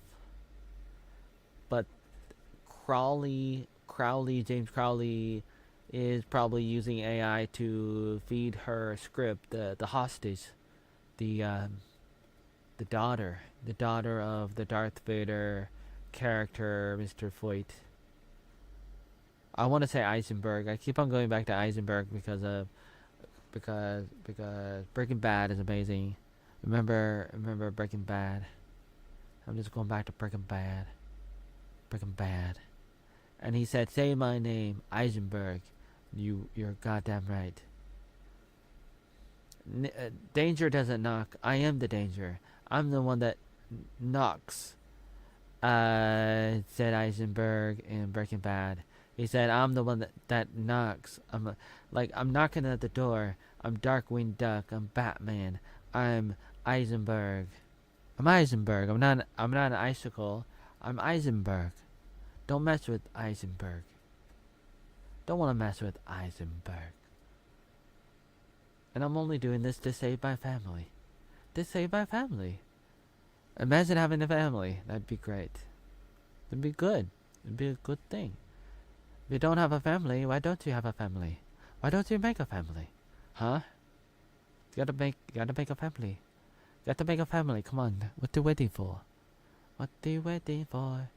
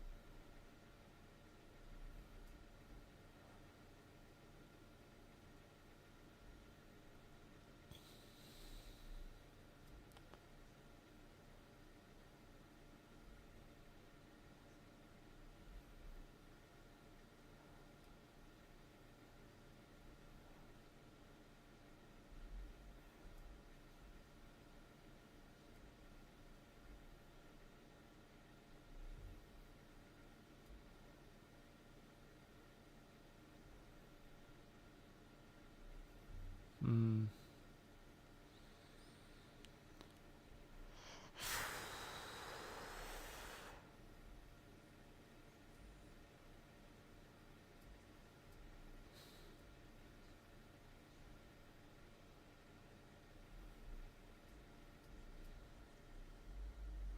Daffy Duck. Daffy Duck is here. Daffy Duck and somebody else that looks like Mr. Rick. What was his name? He's he's he's a creative content creator because he has a little scooter. He travels around with a little scooter. I want to say Rick Berwick. What's his last name? Berwick? Is Berwick watching me? No, that's not Berwick. I'm watching Criminal Minds. You're watching me watch Criminal Minds. How entertaining is that? Why are you watching me watch Criminal Minds, huh?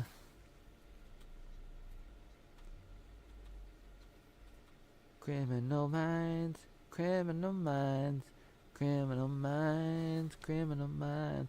Last episode of the most recent season, 1910. 1910.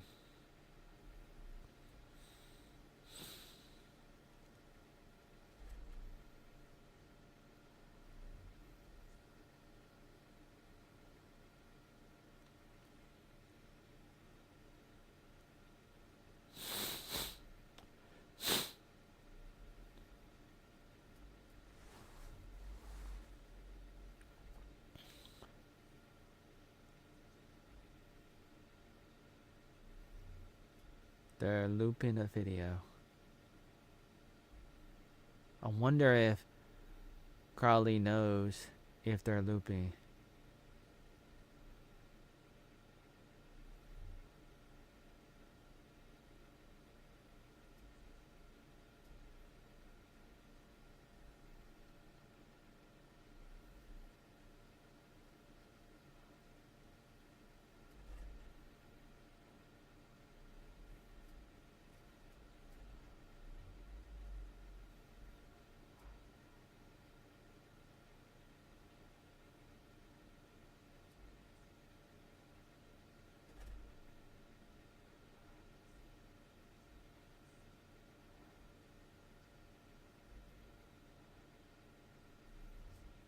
Huh, it's weird.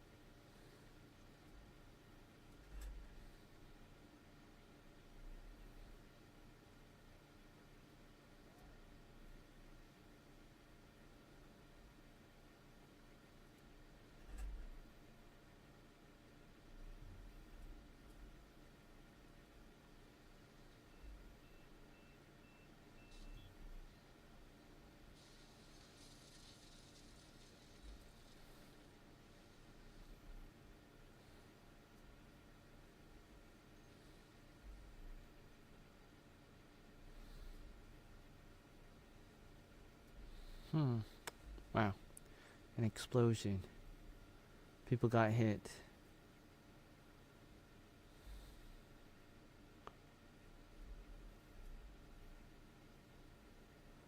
A flashback?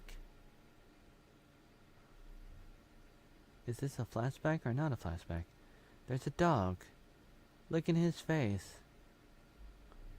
Is this now or before? I don't know.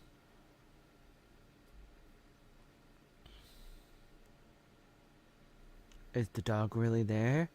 Or is it his imagination? I don't know. Don't know what's happening.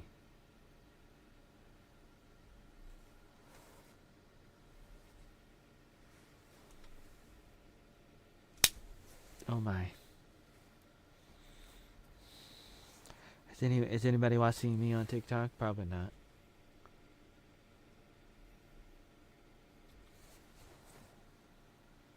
Think I'm gonna end the stream on TikTok.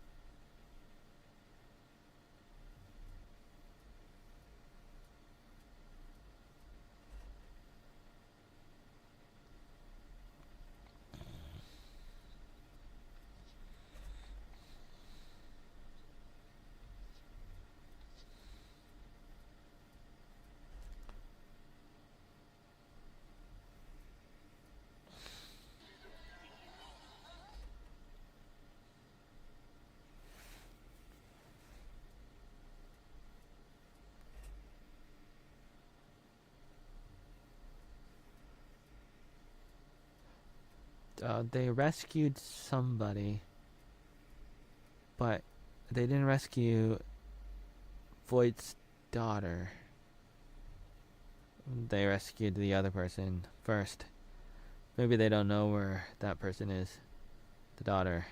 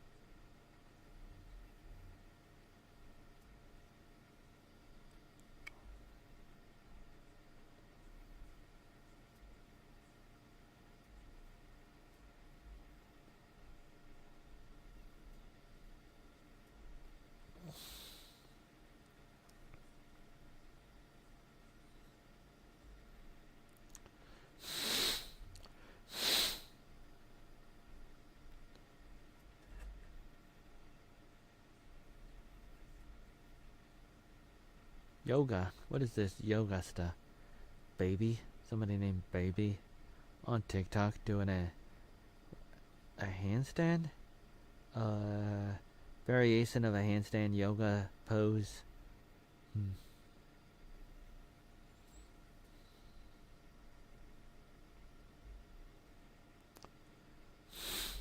Voight is arriving at what looks like a Malibu home.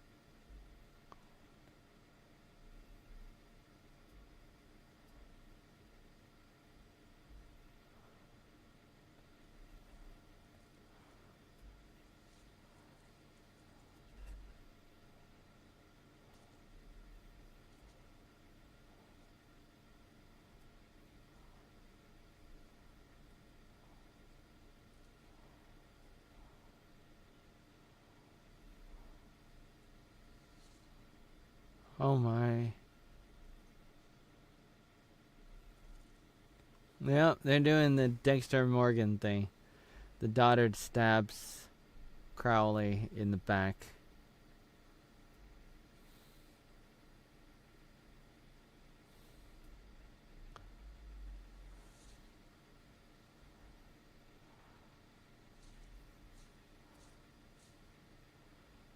Hmm.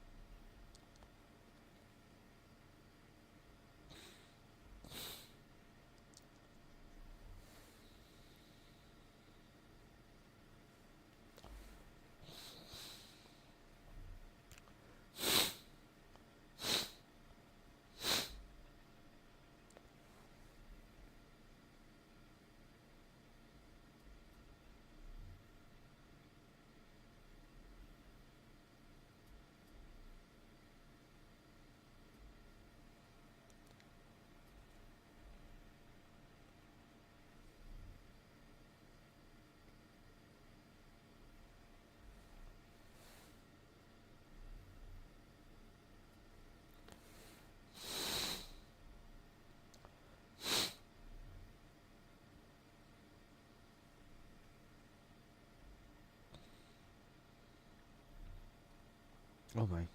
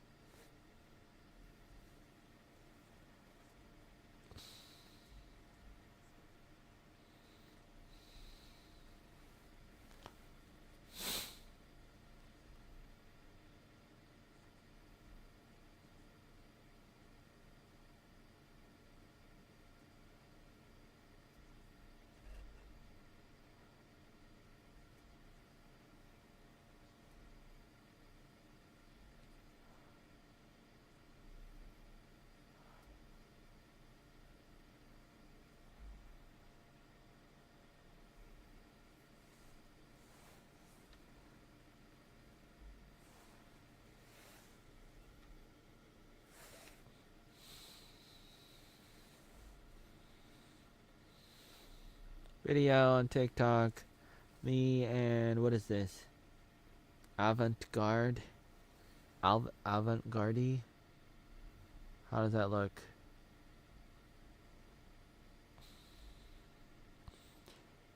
Can you see it now? A little bit of a delay.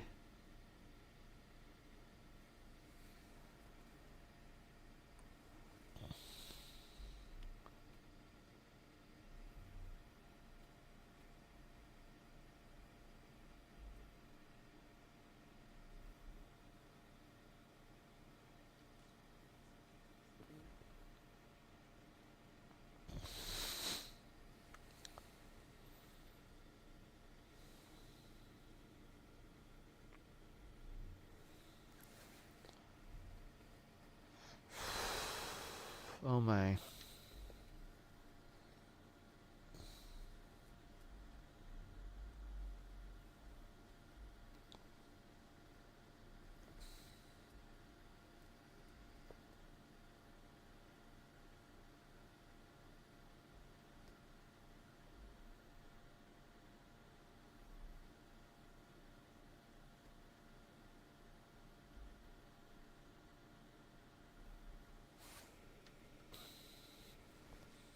Six weeks later. Malibu? Hawaii? Where are they?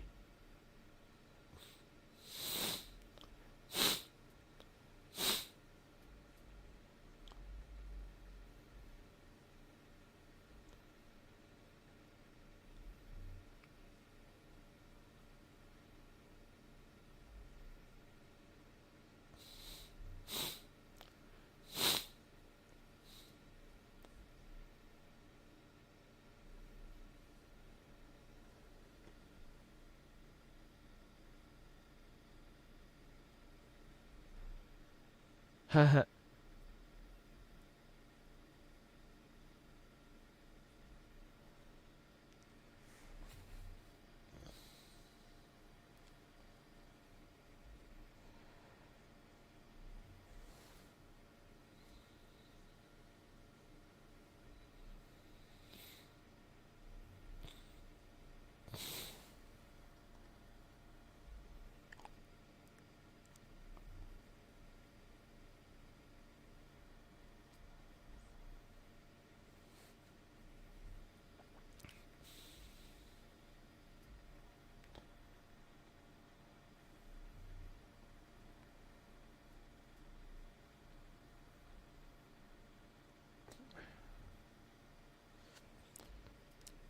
The blonde is saying goodbye to her son going off to college.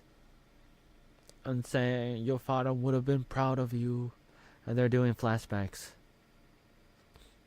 It's almost like they're ending the series again, which they've done before too. I don't know how many times, but 19 seasons, they're gonna end the show a few times and restart the show again, the series.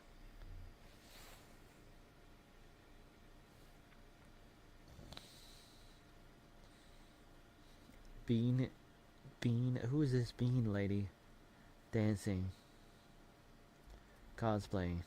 Is this a Korean? Or Chinese? Or Japanese? I don't know.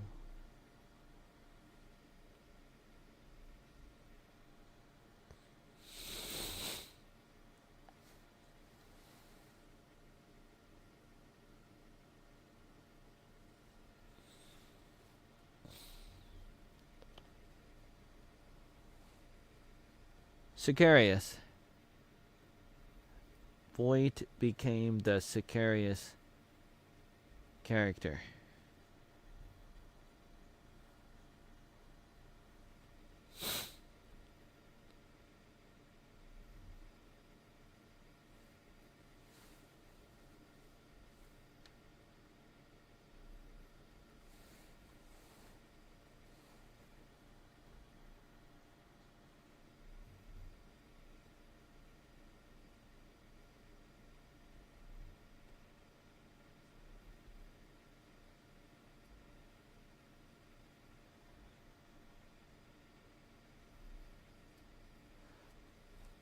David Rossi is writing a book and he's trying to get rid of the spider. No, he's trying to get rid of Voight in his brain because Voight got stuck in his brain because it was so difficult for him, and he had a hard time. Like for years, David Rossi was trying to solve the mystery, the murders, and eventually they caught Voight in an earlier season, and then he had a change of heart, a change of brain. Psychologically, he no longer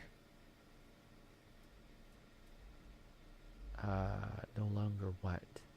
He was stuck. He was a psychopath, and then he was no longer a psychopath because his brain healed itself somehow because of something that happened, like because he was in a coma. I think he was in some kind of coma and he was stuck in, and then eventually when he came back, his brain was different, supposedly. And then there was the question of, was he faking it? But in the end, his daughter took out Crowley, and then he covered for her and made people think that he took out Crowley, but it was really his daughter. The Dexter Morgan moment where something like that might have happened to Harrison, where Harrison did something and his dad, Dexter Morgan, took his spot.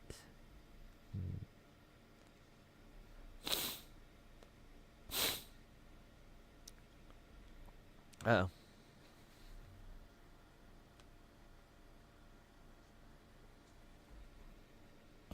Oh.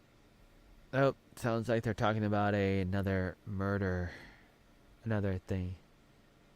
This might be the end of the episode. Looks like the end of the episode. And it looks like it's their hook. It's not a big hook, but it is. It's a hook. It's a cliffhanger in a sense. Not really a cliffhanger because it's not substantial. But I think they're trying to say that they'll try to do season 20. And if they do, here's Johnny Carson, or Jack, what's his name? Jack Nicholson. Nicholson. Is that his name? I don't remember.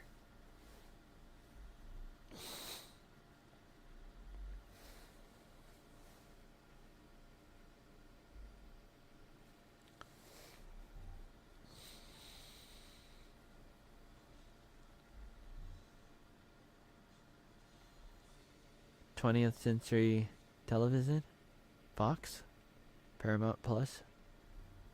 Oh my, who's this? What am I looking at now?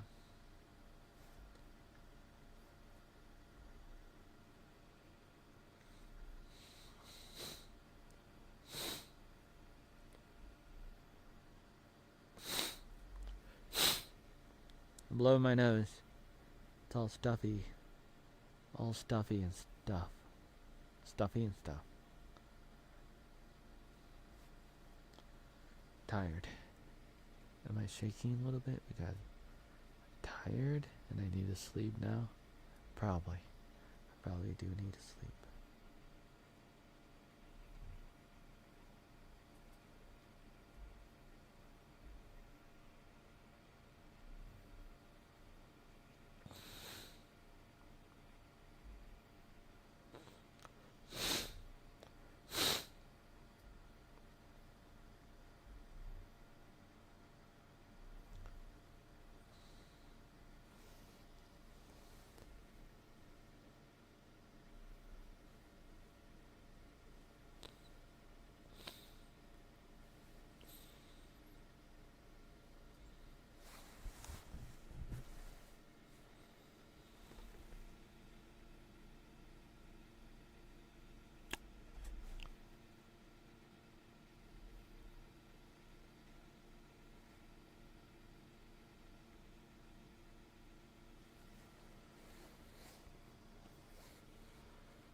Oh my.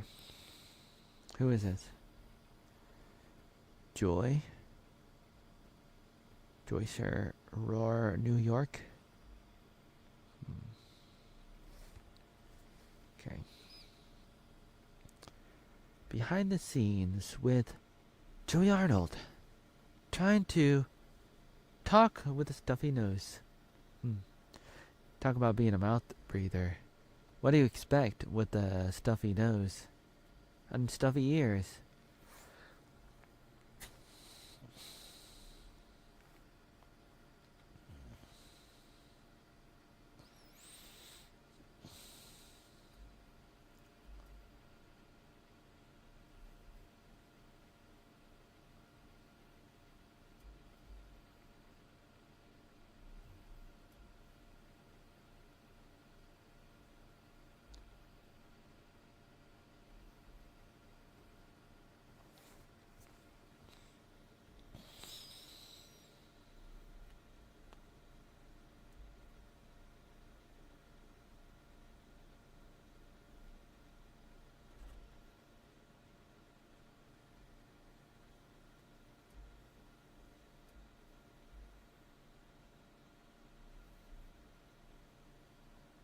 Oh my.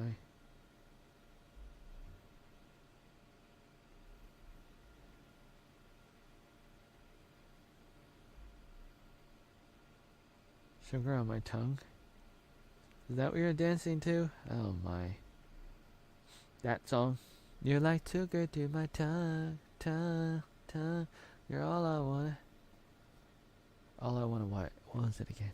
All I wanna eat, eat, eat. What was the other? Some more food analogies or what?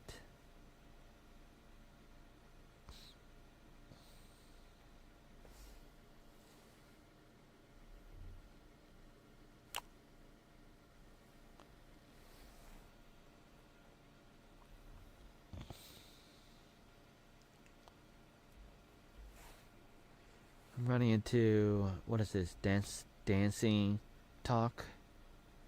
There's different parts of TikTok. There's food talk and Bible talk and all these different talks in TikTok, and I think I'm in dance land. Dance talk. This one. Who's this?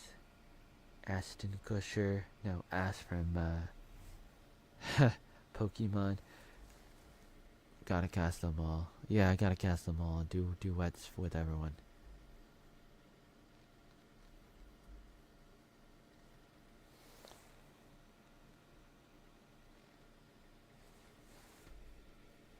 Oh my. Okay, what am I doing now?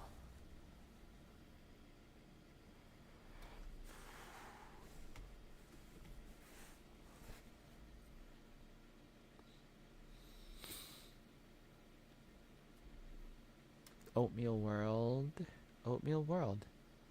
Oatmeal World. Wonder. See, I'm thinking about this now.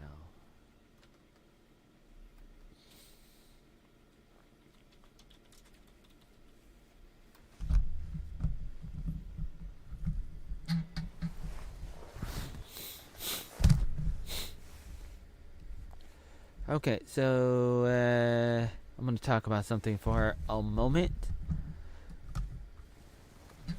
and I'm gonna just say a few random words that I feel like I want to say right now. Regardless,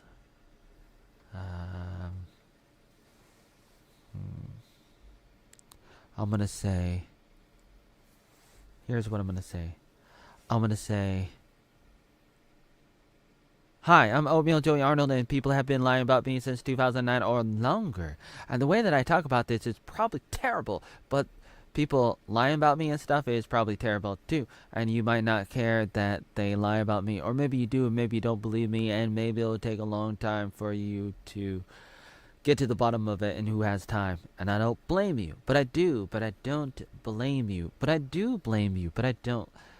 But moving past that for a moment. I just want to say that people have been lying about me on the internet since at least 2009 or longer. I've been on the internet since probably 1995 or longer. Probably. I don't know exactly. I don't know.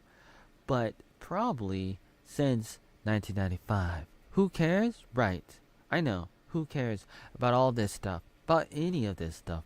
All this stuff. And I probably shouldn't talk about it. But I want to talk about it. And I've already talked about it. Some of it. Or all of it. And I've done a bad job. And I shouldn't be talking about it right now because I got a stuffy nose and a stuffy ears and no chin and no jaw and the list goes on and on and on. And so you probably can't totally understand me because I got a bad face and a bad mouth and a bad tongue and a bad mic and a bad phone and a bad computer and a bad camera and technical difficulties, and the list goes on and on and on. And you might say those are excuses and stuff, and they are, but they're not. But they are, but they're not, if you know what I mean.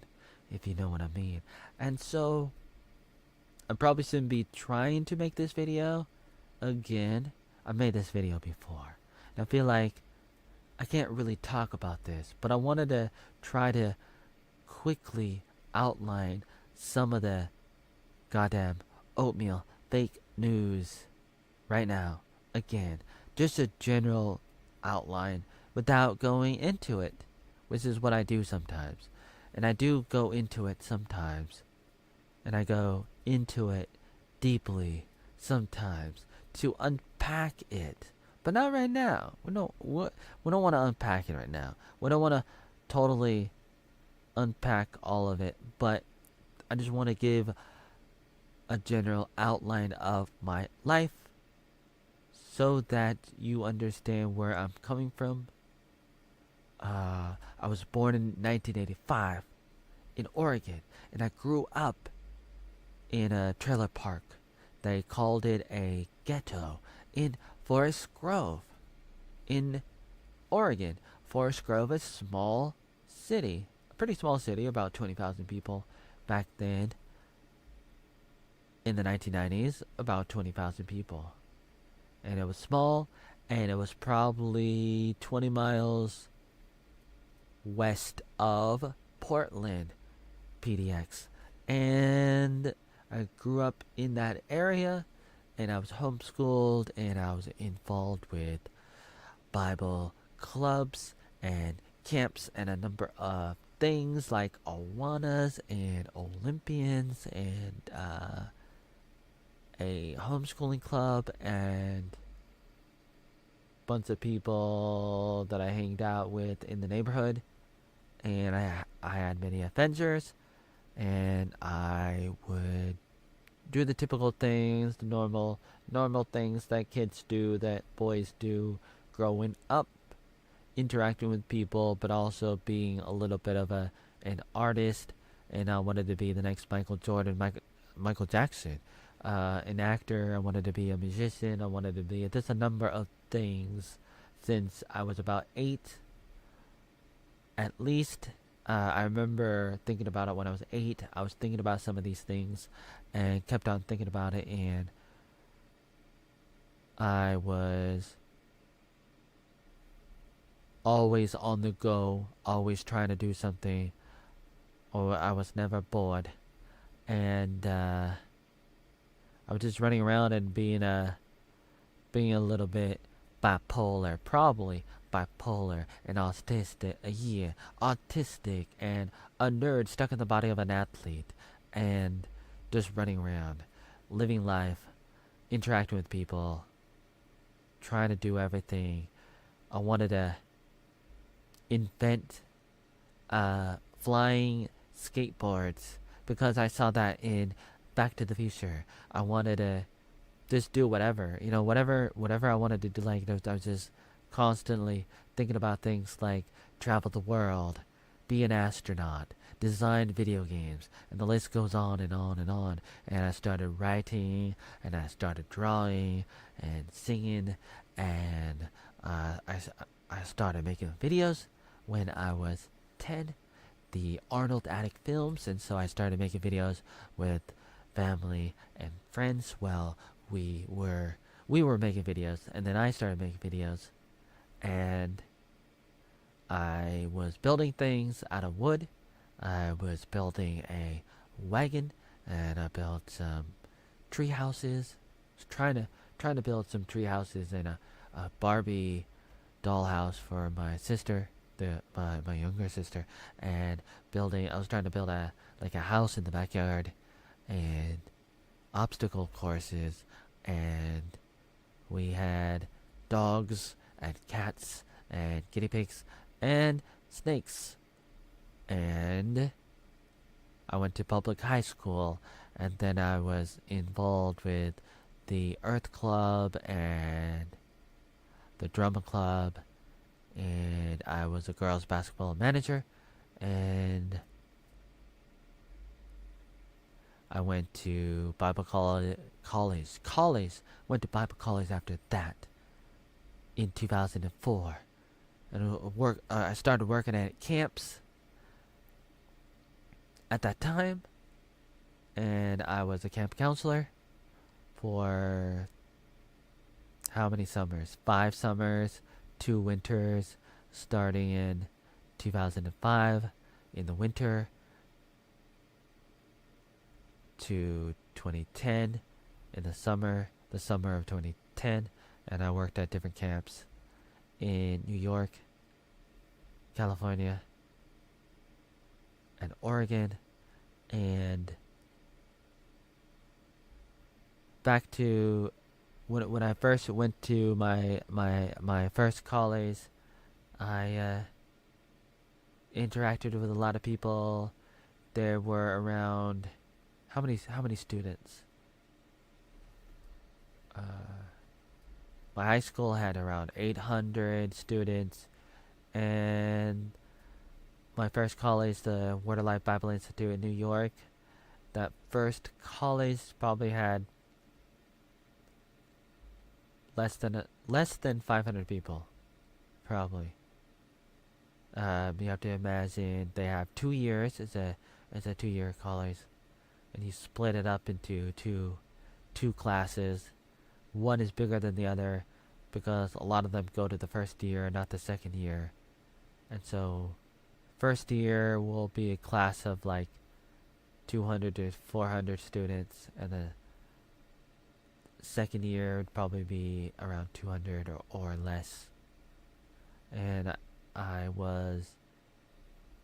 tried out for the drama team and I didn't make it, and I wasn't happy about that. And then I made it for the children ministry team, the CMT with John Brown, and we had many adventures, and it was really good.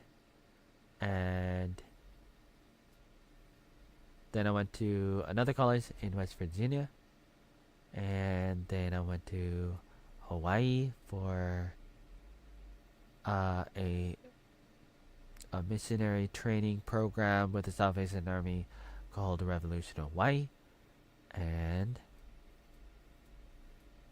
after that, I was living in an apartment that I got from Kenny. You killed Kenny from South Park.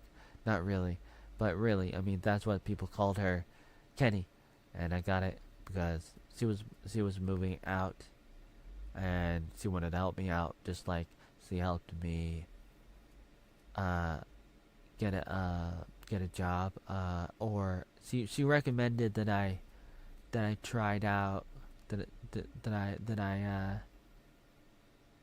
what's the word that I'm looking for? Register, apply for Camp Grotley, and I did, and then Mike Kurtz approved me because I drew on the job application, which is something you don't do, and I did it. I did something that you're not supposed to do, but I drew a picture of myself on the job application, and I'm living in an apartment number 414,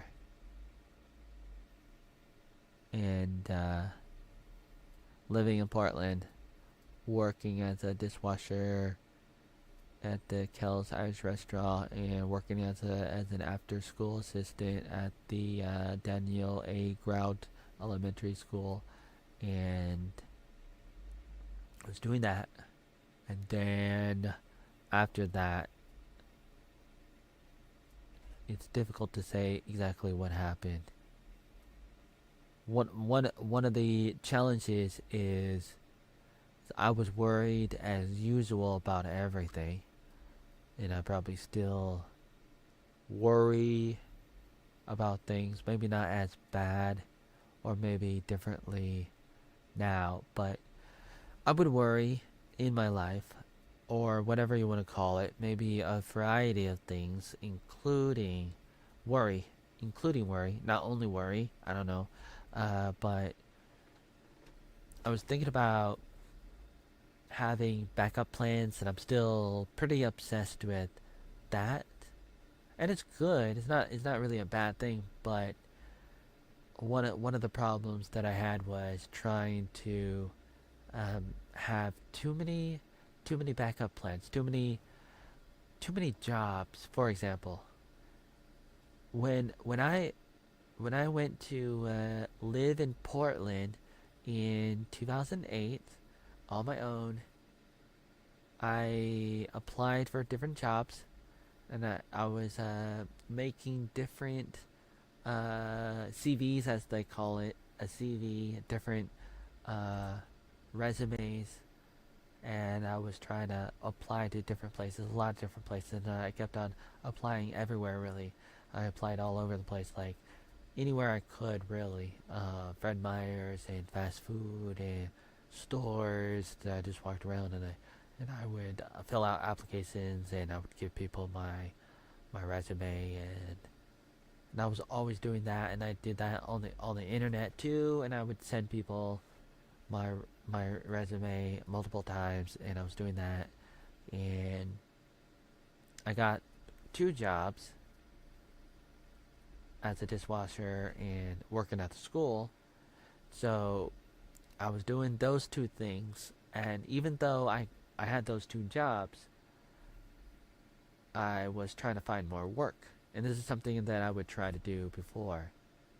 I was always trying to do more. I was always trying to go after more. And I was always that kind of person who's always like overworking and always trying to plan ahead, think ahead.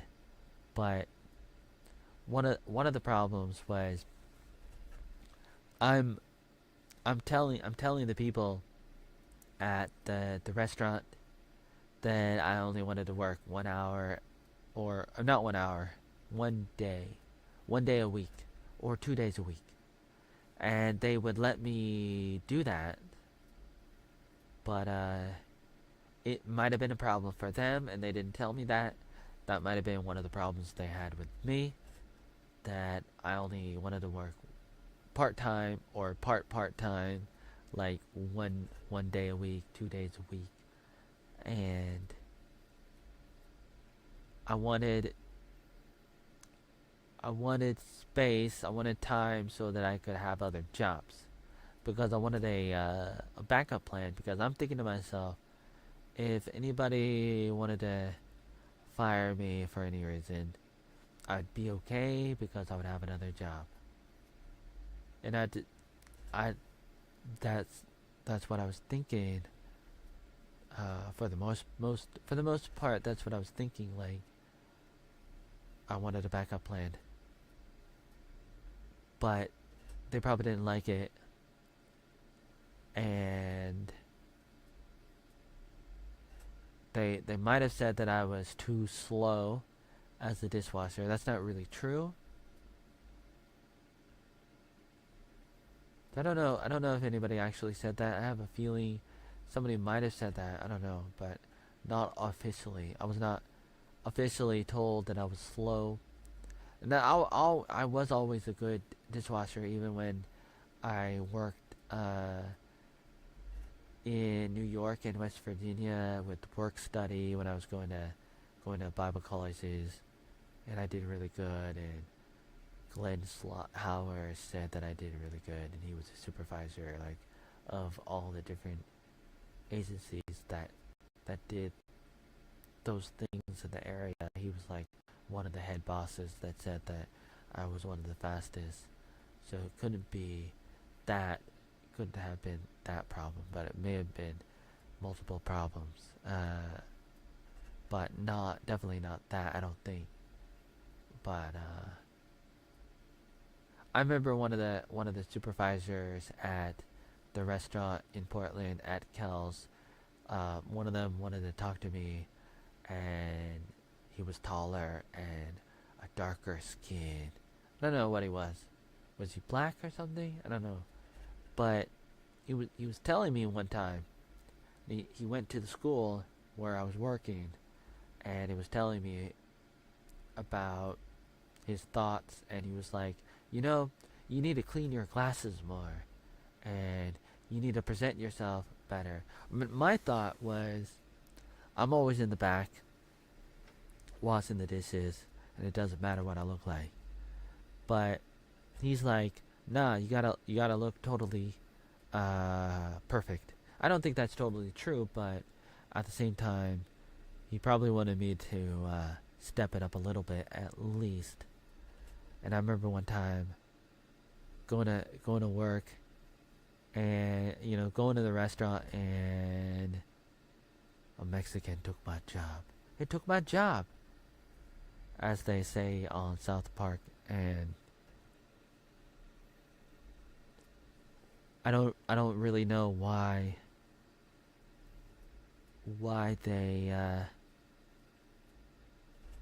they terminated me, why they fired me.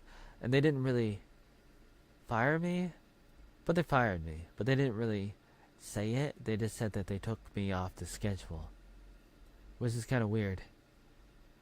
But I think it was mostly because I only wanted to work 2 hours a week. I think that was the number one problem, and they didn't want to do that. But then they didn't want to tell me that, because if they told me that, I would have been like, okay, I'll work more hours, because it's better to have a job. But I mean, I already had the other job, but I was trying to find a third job and a fourth job, and I was obsessed with that in a way, and I was already obsessed with that before, because I was already trying to find work. Even when I was in Bible college, I was always trying to find work, and I was trying to think ahead. I was trying to think about, okay, what am I going to do? Where am I going to work? Or what school am I going to go to? And next, what's the next thing that I'm going to do? And I'm always looking around. I was always really like looking around, and I was pretty devastated in a lot of ways, but I was always overworking myself to death, trying to do more than I could. I still do overwork myself in a lot of ways, but trying to figure that out even as we speak. So there's a lot of different dynamics, a lot of different things going on simultaneously as I try to outline my entire life quickly. I'm like trying to go into the details too, which is not an outline. If I spend too much time trying to go into the details too deeply, then it's not an outline anymore. So I'm thinking about this, like, okay, so if we move past that era, like things were happening. Like I was talking about going to California, making those videos with Lincoln Hawk, and we were talking about that before in another stream. I was talking about that a little bit. I've talked about that before too, and that happened early in 2009, and that happened after, like, I didn't have work at that time anymore. So I wasn't working. I was not working at the restaurant, and I don't know. I don't know what happened at the school. I think a supervisor, like a principal, saw me, and he didn't like that I was eating while I was working. You know, I thought it was okay, and I thought because the other staff didn't stop me, and so I would do it because it was free food, and I wanted to save money, and I was always obsessed with saving money, and so I would take the free food and eat it, even though it's like it's school food, lunch food, after after school program, and I would eat the free food, but they probably didn't like it, and they let me go, and they didn't really tell me why, but Peggy was like, uh, "We're letting you go," and she didn't really say exactly why, and then I didn't have any work, and that was difficult. And then the next thing you know, I'm I'm working on my Arnold Attic home videos, and I'm copying. I was spending a lot of time copying the videotapes to DVD. I was really focused on that, and then I hopped on a Greyhound and I went to make a few videos with Lincoln Hawk, and the goal was I was gonna move there, and that was gonna be my next job. And that was the point of me going to Long Beach in California in March 2009, because he talked about it, and he said that he wanted me to help him. He said he would say things like that, and sometimes indirectly, but he would he would talk to me on the phone a bunch, on and off, since 2007, and we were talking about that, and he said we got to see if it's gonna work, and you gotta have a round trip ticket, because I don't want you to end up stuck here. So you gotta buy yourself a ticket, come here for a week, and then go, and just to see how things work. And so that's what I did. I went there, and he showed me around, and showed me his life as a youth pastor at the Salvation Army Corps in Long Beach, and I interacted with him and his people, with his youth groups, and he would lead worship on Sundays, and so I went to the worship practice, and he would play basketball with his friends, and I would play basketball with them, and we made videos, and we just hang out with different groups of people, and so he was just driving around. He was driving around with me to different places, different houses, different people, different. Went to different like restaurants or fast food, and we saw a movie. I think Last House on the Left or something, some kind of horror gore movie, uh, something like that. And then I was back home and back in my apartment in Portland, and then I'm like walking down the street, and there's a fur protest, and then I sing the song, and they record me. I made up a song on my guitar, and I'm singing a song to the protesters in front of a fur store in Portland, and I'm singing on from the top of my head. Animals are dying. Animals are dying. Animals dying. Animals are dying. Animals are dying. Stop the skinny, you're not winning. Stop the skinny, you're not winning. Who do you think you are? This little man at the bar. At the bar. Who do you think you are? Think you can go twice as far from the skin, from the from the fur? I'm sure. From the fur, I'm sure. Ooh la la la la. Get out of my face. And I think that's basically everything that I said in that video. and they liked the video, and they liked the song, and they would repeat it, and it was good. And I continued working on my home videos that we were making since I was 10, back when I was a kid growing up, and I wanted to copy those videos from the VCR to DVD. So I was still doing that, and I was working on that, and I was always trying to find more work, and then I was going back to school, and so I was started taking classes with the Portland Community College, PCC, and so I was trying to do that, and then I was always like just having adventures with um, Nicholas Littlejohn, and we had many adventures in 2009. And I would go to this one thing my other sister would go to on Thursday nights. What's that thing called? The Quest Center, and a Thursday night dinner. Then we went to a waterfall one time, a hiking trip, and we had a few different adventures with that group.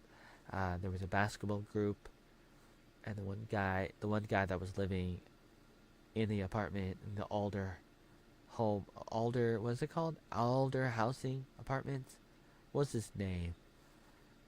Was it Mike or somebody else?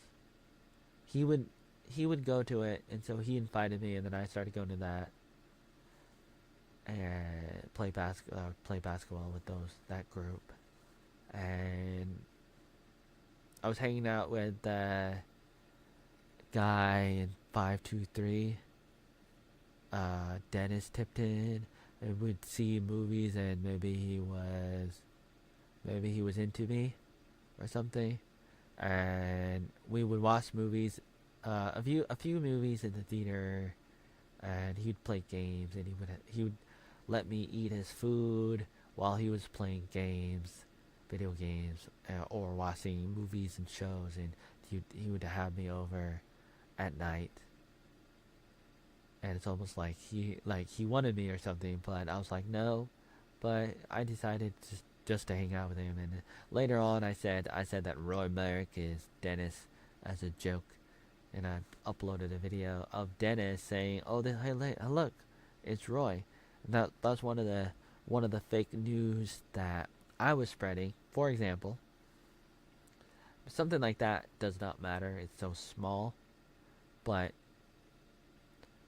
Dennis was one of the people that I hanged out with, and I was making videos when I was there living in that apartment, and I started hanging out with Blake Webb, and I was the unofficial assistant pastor, helping out a little bit, and just helping him whenever, like sometimes daily, and I was making crazy videos in the computer lab at the Moore Street Salvation Army Corps, where Blake was the youth pastor, and they had the Apple computers, and I was making crazy videos, and there were like dozens of them getting 10,000 views, 20,000, 40,000. Like there were dozens of these getting thousands and thousands of views.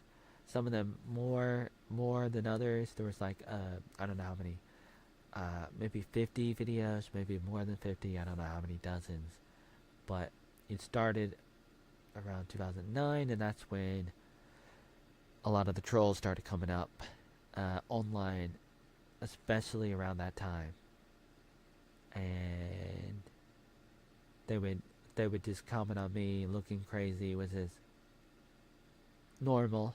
And you might say, well, they're not really trolls, they're just giving you feedback, and maybe that's true, maybe some of them were not, but I'm speaking in general terms, that a lot of it came at that time in my life in 2009. If you think about my entire life leading up to that point, I'm in a weird spot where I was feeling like a failure and stuff in a lot of ways because I lost some of my jobs, and not only that, but I lost an opportunity to work with Lincoln Hawk. And so, oddly enough, instead of working as a shadow or an assistant to Lincoln, I ended up working as a shadow for Blake Webb, and I was doing that, and it was good. It wasn't exactly what I wanted, but it was good, and I would interact with people, and I had different groups and friends or whatever, and I was always busy going back and forth between different groups, and just always busy doing stuff and trying to do stuff, and it was a struggle. It was a big struggle, multitasking as usual, but uh, because I always wanted more, and I was always trying to do more, and I was never really happy because I wanted more everything, more anything and everything, and I tried out for that TV show, the Comcast NBC Wanted Adventure show host. I tried out for that in the fall of 2009, and then they show it. I didn't make it past the first round, but they used me for promotional purposes. They put me in the commercials to advertise the show because I said ow ow, and I said, I said ow ow, like ow ow, because I used to say that at camp in the wilderness program, in Camp Grotley, and I said we got to make the world greener one oatmeal at a time, and so they put me in the ad, and then people would call my dad and say, hey, is that your son? Because they were showing my commercial, the show's commercial all over the place, and I always wanted to be an actor or something, and so that was important in a way, but at the same time I wasn't really trying to win, so I was just like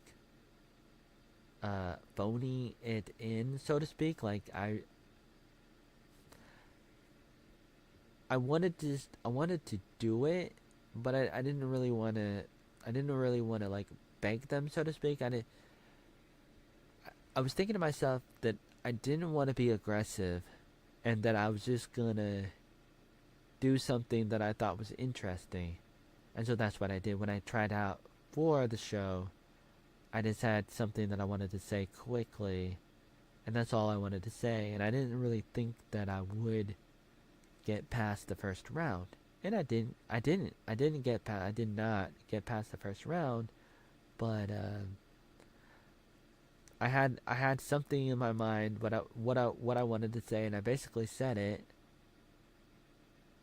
And what I said, I mean, I don't know if I had it totally planned out, but I sort of had it planned out as I was waiting in line, waiting for my turn. It was like American Idol or American Got Talent or something, except adventure host show.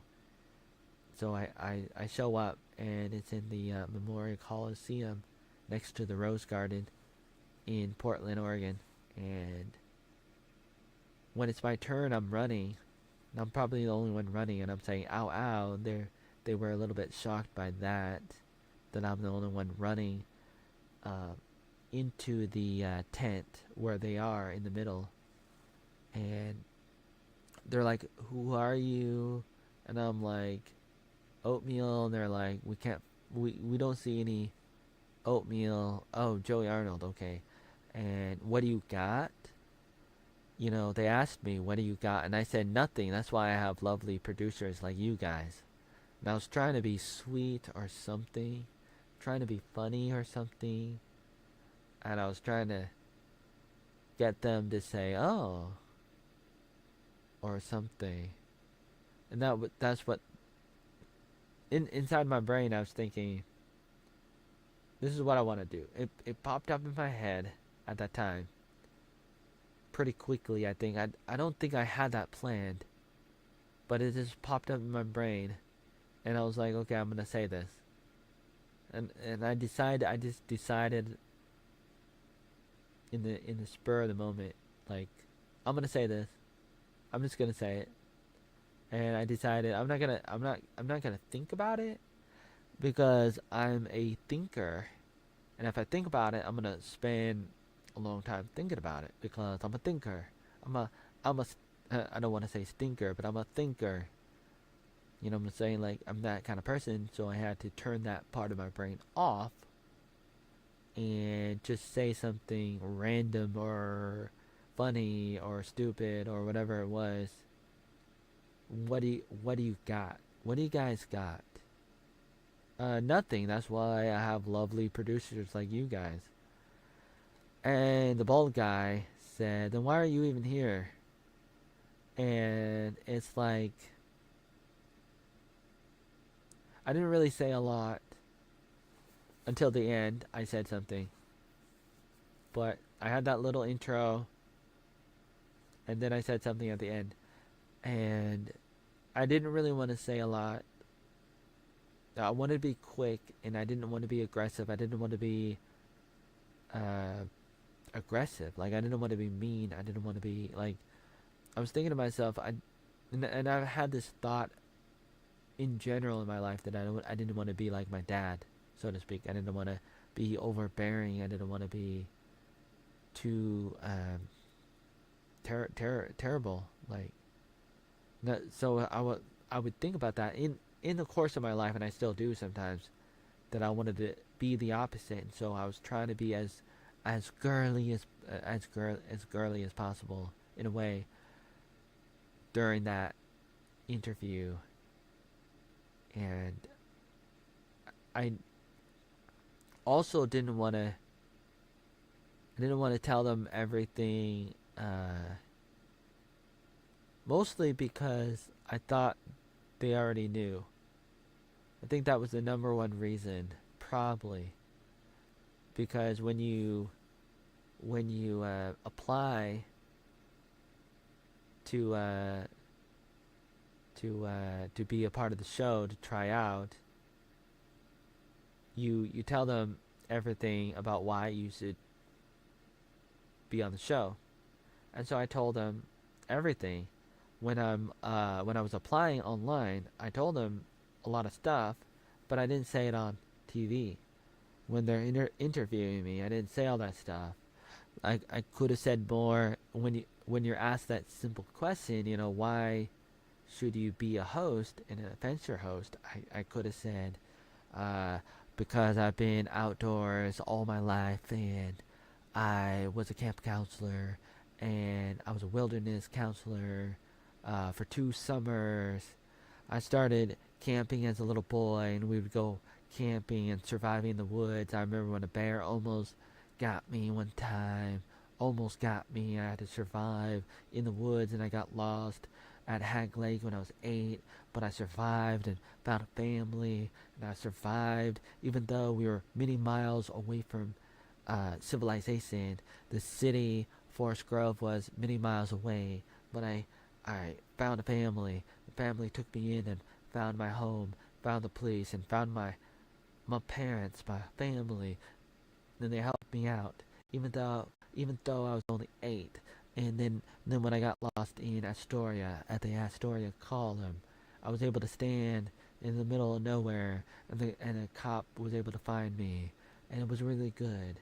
But I survived because I was trying to take a shortcut to beat my brother and the other guy up the hill to get to the Astoria column, and that probably happened when I was about 10, and I survived, and we would go camping. And when I was 6, I was trying to pick up a cooler to help them because my family was camping, and I was camping with them. And I picked up the cooler, but it slammed back down onto the bed of the truck or the car, or whatever it was, the trunk. the metal part in the back of the car or the truck, whatever it was, and it created a scar that is still with me to this day.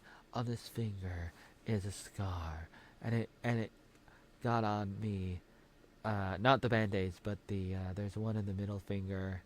It's very difficult. You probably can't see it right now, but probably like right. I want to say it's on this finger. This finger, a scar, when I went camping, picking up the cooler, and the weight of it went back down because I was only 6, but I survived as a boy trying to camping and hiking with family and friends, and then going to different camps, and then being a camp counselor, and then also being a wilderness counselor with Jeff Walters and Caitlin Wood and Fiona, Heidi Dixon, and Michael Kurtz, and all these different people. That first year and the second year, some of them were not there. Like Jeff was not there, but then we had Sunshine. What was her name? She was there. And she might have been the only other different person. What was her name? I used to know it. It'll come back to me. But working at all these different places, and then surviving, working at different camps, and being an adventurer, being an athlete, just being in a drama club, making videos since I was 10. All these different things is what qualifies me to be a goddamn wanted adventure show host. That's why you should pick me, god damn it. Rar, Hawk Dua. Except, who would say Hawk Dua back in 2009? That's the problem with time travel.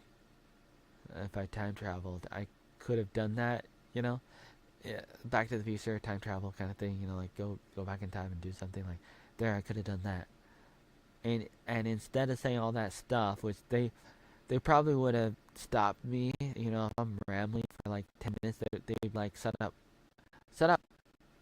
and get to the end part. Tell us why you should be a wanted adventure show host. And instead of ranting, I just said, "Oh, I got nothing. That's why I have lovely producers like you guys." And then my mom got married again.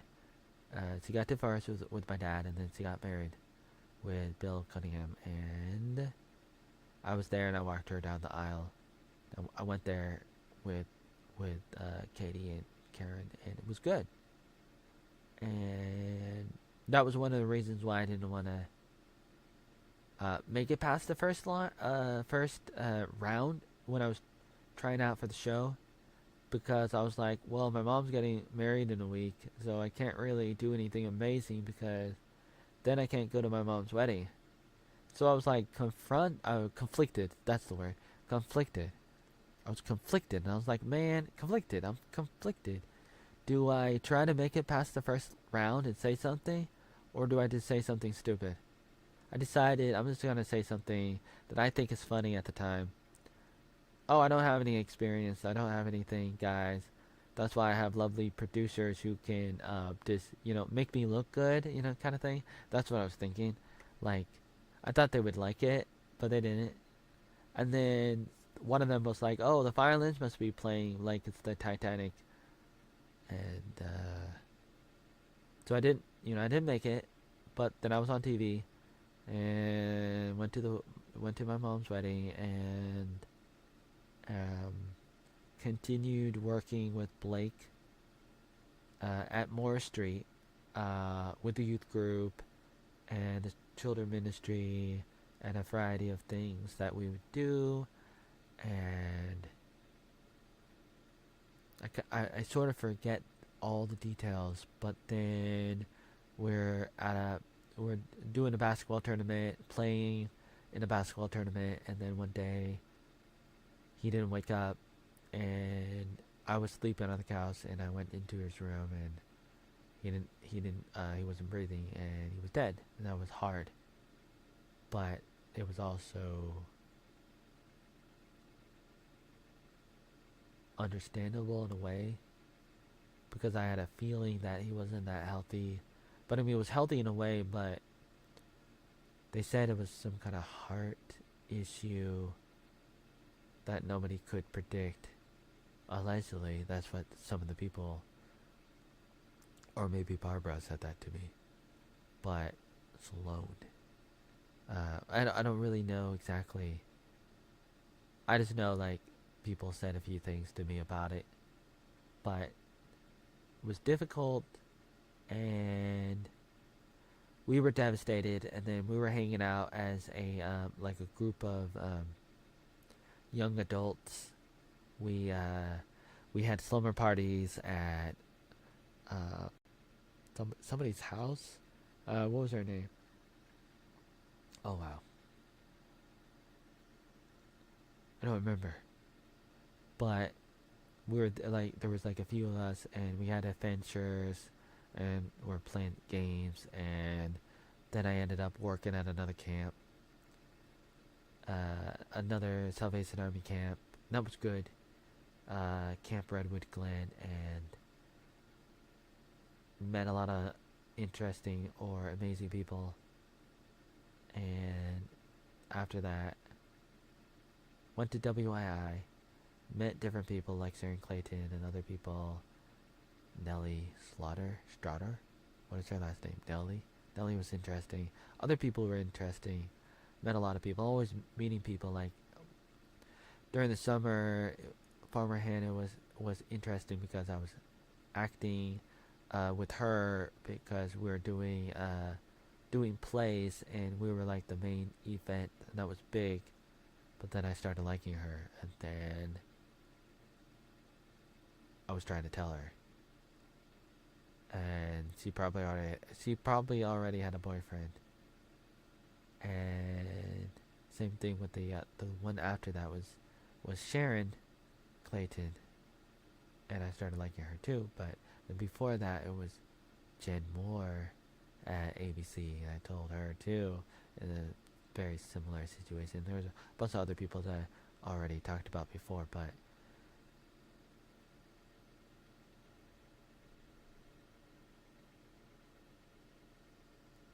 I don't mean to rant forever, but telling the story of my life is difficult,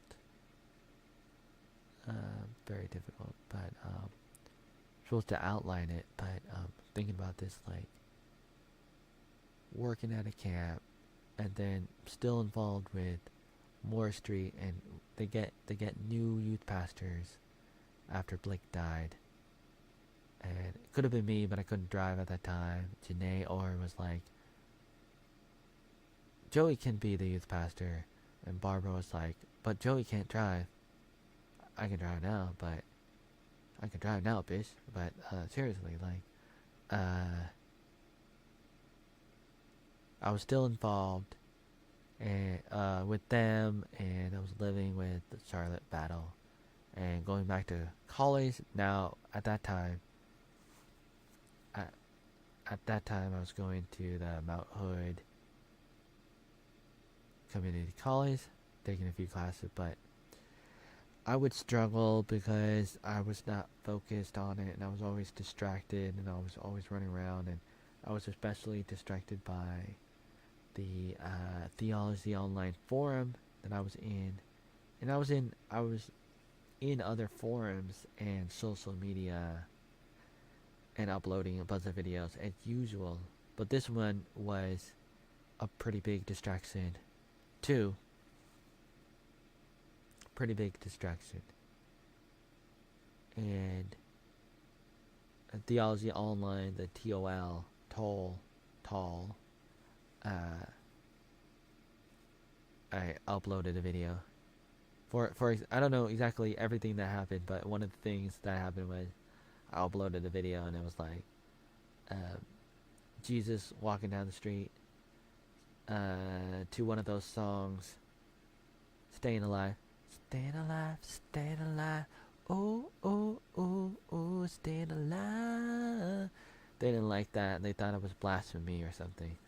And then I ended up eventually getting banned, and then I would come back, and I would get banned again, and so I started making a bunch of alt accounts and trying to defend myself, and they were talking about me, and so I'd come back and try to talk about it, and that went on and on for probably a few years or something. It started dying down gradually, but it was happening. Probably started, yeah, like the fall. Probably started in the fall of 2010.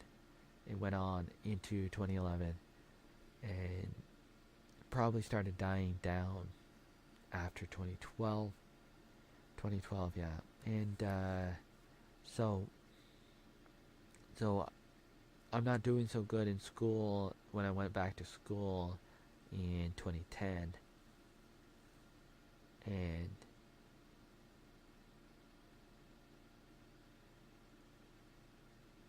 Charlotte wanted me to find work, and I was looking for work, but it was difficult.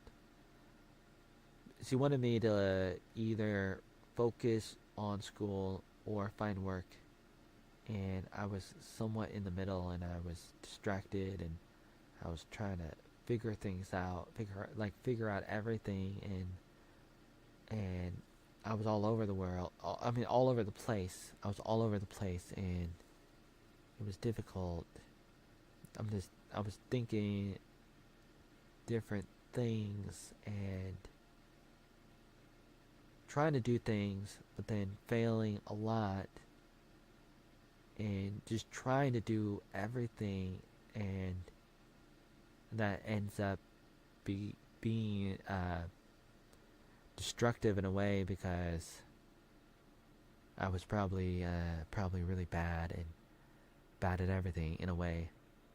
I don't know what I would say exactly, but in general, it was probably not working, and I was helping Moore Street with the basketball program they called Pass, and so I helped with that, but I also moved out secretly. Didn't want to tell Charlotte, and I kind of wanted to see if I could. It was like a competition. It's one of those things that popped in my brain, like, how about you see if you can run away and nobody will know? And so I was like, okay, I'm gonna try this. Like I was basically daring myself, and that's one of the things that you got to know about me is sometimes I do a stupid thing, I do a crazy thing because I dare myself to do something. And so I did that a few times. Not all the time, but sometimes in my life. You know, to understand my psychology, you have to think, okay, what kind of person am I? Sometimes I would say a stupid thing or do a stupid thing that was out of character or whatever it might have been, because I was being random and I had a crazy idea that popped in my brain that probably shouldn't have been there, but it would pop in, and I would just entertain it because I was curious. And that's one of the problems, one of the weaknesses is I'm curious, and so I want to see. I'm a mad scientist. What's the other word that I'm looking for? Internal. What's the word I'm looking for? Uh, Introvert. I'm an introvert turned extrovert. I'm a nerd stuck in the body of an athlete, and I end up running back home to live with my dad and doing landscaping and maintenance with him for 2 years. And I've already done that before. Growing up, I started doing it with my dad and my brother since I was about 9, since about 94, 94, 95, and gradually since then on and off. And I was doing that again, doing the landscaping work, all the typical yard work kind of thing for yard clients, and I was doing that. And I was working with Brent Groff trying to design a website, trying to make the best social media website in the world to compete with Facebook and MySpace and YouTube and soon to be TikTok, and all the different social media, Twitter, X, Instagram, and even banking. And we were trying to come up with that, and we're building it with GoDaddy and WordPress, and we named our website miaomnia.com. What's up, man? Says the people. People is back. Welcome back, people. Um, I'm planning on ending the stream early, so I was just gonna say a few things about my life again. So I was just going over an outline of my life. I started out with my birth in '85, and now I'm talking about 2010, 2011, 2011, 2012. That's where I am right now. 2011, 2012. Going back home, working with my dad, doing yard work for his yard clients all over the place in the city and outside the city, and working on the website miaomnia.com, and also making the Arnold Attic teaser trailer, the teaser trailers for the my home videos, the Arnold Attic home videos, and some of the videos took 5 hours, 10 hours. Travolta? You say Travolta, by the way? People says on YouTube, people says Travolta Christ. Groovy. Yeah, it's that song. That is a John John Travolta song in Greece. Is that right? So in Greece, John Travolta is singing that song, "Staying Alive." Yeah, that's right.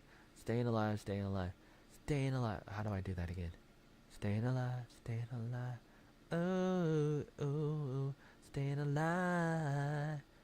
Wait a minute. That was originally sung by the Bee Gees, the Bee Gees band. Is that right? I don't know. I could probably Google it, but basically, I'm doing yard. I'm working for my dad, doing yard work stuff. Working for Brent. Working on the website. That's supposed to be the best social media website in the world. So we're like talking about that a lot, and then I was also working on the trailers, teaser trailers that I would upload to YouTube, and sometimes I was clickbaiting, and that's where some of the fake news came from, when I was trying to clickbait people to get more people to see my teaser trailers. Then I started uploading. I think I uploaded a few in 2010. Like, I don't know about before 2010, but mostly like a little bit, maybe 2010, but a lot in 2011, and a little bit after, but mostly 2011. I made many. How many did I make? How many of those videos that I made? I don't know, 10, 20, 30. Probably around 30. In 2011, I probably made around 20 or 30 of these videos. Each video was probably about a minute. Some of them were 30 seconds long, and they were like a trailer to introduce, introduce people to my home videos. And I would try to show a variety of things from the home videos that I made with my family and friends.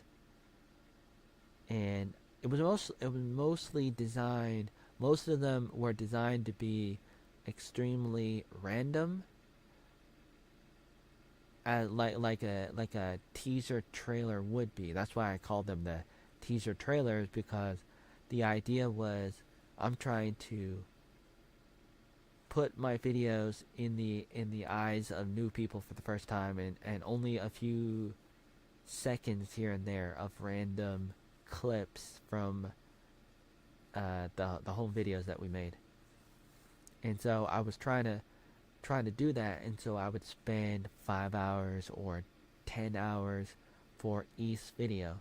Each video was about 30 seconds long or a minute long, and it was my home videos mixed with random stuff on the internet, like stuff on YouTube. I would take random stuff and put it in there, cut it in there. Like if you ever seen a teaser trailer, uh, it's just random, mostly pop music, Britney Spears, or whatever I would run into, and I would just kind of stick it in there and kind of intermix and mostly have them in the background as the soundtrack, and I would try to stitch them together, like glue them together, different songs together for each video.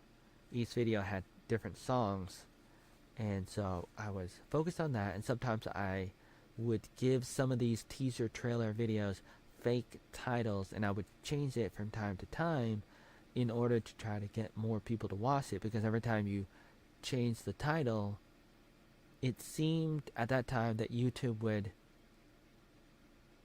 let new people watch it, because the title would determine where it would show up. Like if you're looking for a video or something, it might pop up again. And at that time I wasn't thinking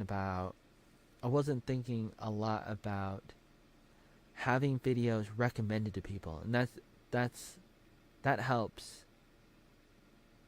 It really does help make a video go viral if you're recommended the video, and if you want your video to go viral, your video it must be recommended to a bunch of people. And that's probably the number one way to get a lot of people to watch your videos. But I wasn't really thinking about that at that time. I don't know what YouTube was doing with recommended videos in 2011 and 2012, but I was engaging, participating in clickbaiting with those home videos, with the teaser trailers, and trying to get people to come in. And so I was like doing that and doing all the other stuff, and then I went to Vietnam and I did all this stuff in Vietnam, and then I came back, and now doing different things. Now that I'm back in America after 5 years in Vietnam, I came back in 2017. Come back. So I come back to Vietnam, from Vietnam, come back to America in 2017, and I've been helping out my mom and working on things, and that's where I am. And then fake news would come up and pop up, especially like in Vietnam, like on Facebook and Craigslist, and people are like, "Oh no, is this guy really a teacher? Let's make fun of him," and stuff. And some of it came out of that, and some of it came out of YouTube, because I looked like a crazy person in 2009, and so a lot of people saw me there, especially in Europe, and thought I was crazy because I looked crazy, and I probably was. And so some of it came out of 2009, some of it came out of 2013, and then it just kept on going and going. So I wanted to try to make a video like that right now, trying to pretend to make a video where I outline my entire life, and then I mesh in some of the fake news. And I think that I said a few things, I said a few random words,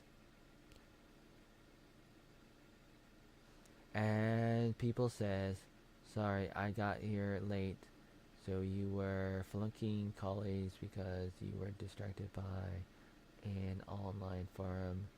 You dropped out and went back home to your dad and helped him with his landscaping business."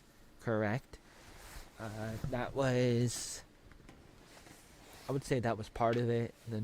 That's not the whole story, but that was part of it. That was like a big part of it. is that aspect of it, probably. And people says, yeah, The Beakies, Saturday Night Fever, good film. Also, The Attic. I thought you said it was a shed in your backyard, man. It was a shed. Okay, so we built one. We built a shed in the backyard, probably around 95. I mean, it was before 96, so it had to be in, because we had it in the home videos.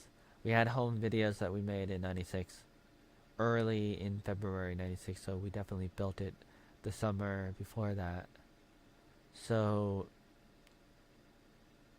that's what we had. We had the shed, and we had a carport and a garage attached to the carport next to the trailer. So I grew up in that trailer, Space 163. My dad is still there. And so I'm there, and we had a smaller clubhouse too. And we had the building, and then I had to tear it down. I had to tear it down. First I was trying to fix it in 2011. I was trying to fix it because it was falling apart, and the roof was leaking. And I was fixing up trying to fix up the walls and the roof. And I would just like uh, do surgery on it. I was taking boards out and in, and trying to fix it up and trying to make it work better, trying to get the roof to work better. But I think some of the wood was rotting, and then I was replacing some of the wood and trying to get out the rot. But then it looked like a shack. It looked terrible. I was trying to make it better, but then it wasn't painted anymore because like I had different wood on the outside, and the manager of the trailer park probably didn't like it and said that we had to tear it down. So I tore it down, and I recorded some of it of me tearing it down, and so I tore it down in 2012, early in 2012, probably February, and it was no more. But the Arnold attic is not a real attic because it's just the name, of the videos that I came up with, and I came up with it probably around 2010. I wanted to come up with a name. It's brainstorming as I usually do, and eventually I came up with the idea Arnold Attic, mostly because it's easy to remember and it starts with a letter A. It starts with a letter A, just like Arnold, and Attic. And I don't know exactly how I came up with Attic. I'm trying to remember, but it became part of the story. Like I came up with a story for the Arnold Attic, a parody or an illustration or whatever you want to call it. But there was a story about the Arnold Attic, and the story was about this character who is me, but not me, but like it's like a cartoon character. Basically, it doesn't have to be cartoon, but there was this character named Billy Breaker, and originally Billy was just the name of the blue Power Ranger, who actually his last name is Cranston, Billy Cranston, uh, named after the actor in Breaking Bad, Bryan Cranston, and that was his last name in the Power Rangers. And I played Billy in the movies that we made when I was 10 and 11, and I eventually went on to create the character Billy Breaker, who wasn't exactly a Power Ranger, but more like he was a parody version of me. and I came up with a story about him being possibly an alien lost in the woods, and then my dad finds me, but then locks me up in the attic with all the videotapes. And then eventually he finds his way out. He escapes the attic.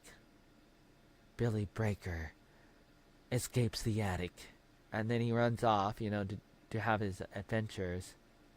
Ironically, he runs off, and then eventually he realizes that he has to go back in and go back into the attic and grab his stuff. And maybe there was something valuable in it, and he had to find the valuable thing, like a needle in a haystack. Haystack?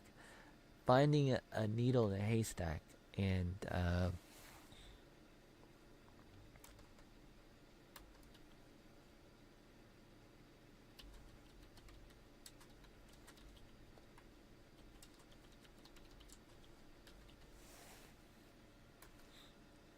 oh my. What? Too long? Oh my.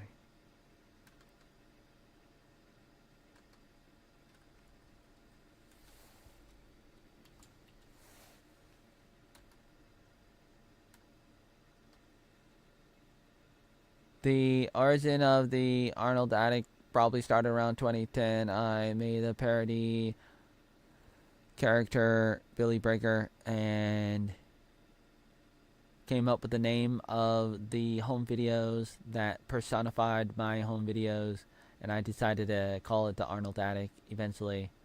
And I had another name for it before that. In 2009, I called it the 44 tapes because it was 40. I had 44 home videos that I was copying to DVD, and now I have more than that. But at that time, I only had 44 that I was copying, and came up with a backstory for Billy Breaker being a parody of me, and that he was found by my adopted father, which is ironic because my dad was adopted.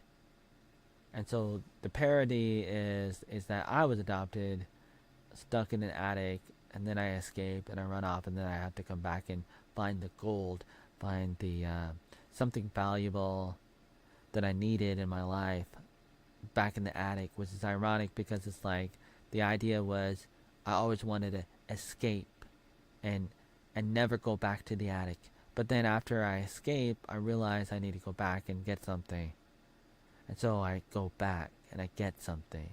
And that's basically the story, the parody fictional story.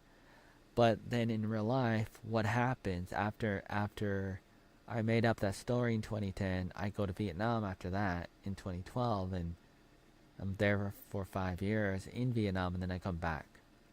And so I'm echoing the story that I created. I create a story about leaving the attic, and then I leave America, which also starts with a letter A. Just like Arnold and Attic, and I leave America, and I come back. And it's almost ironical. A little bit interesting. It wasn't an attic. I didn't actually have an attic, but I called it the attic because I thought it was easy to remember, and I thought it was kind of cool, and then it became part of the story. And then I drew a picture of a house with me in the attic.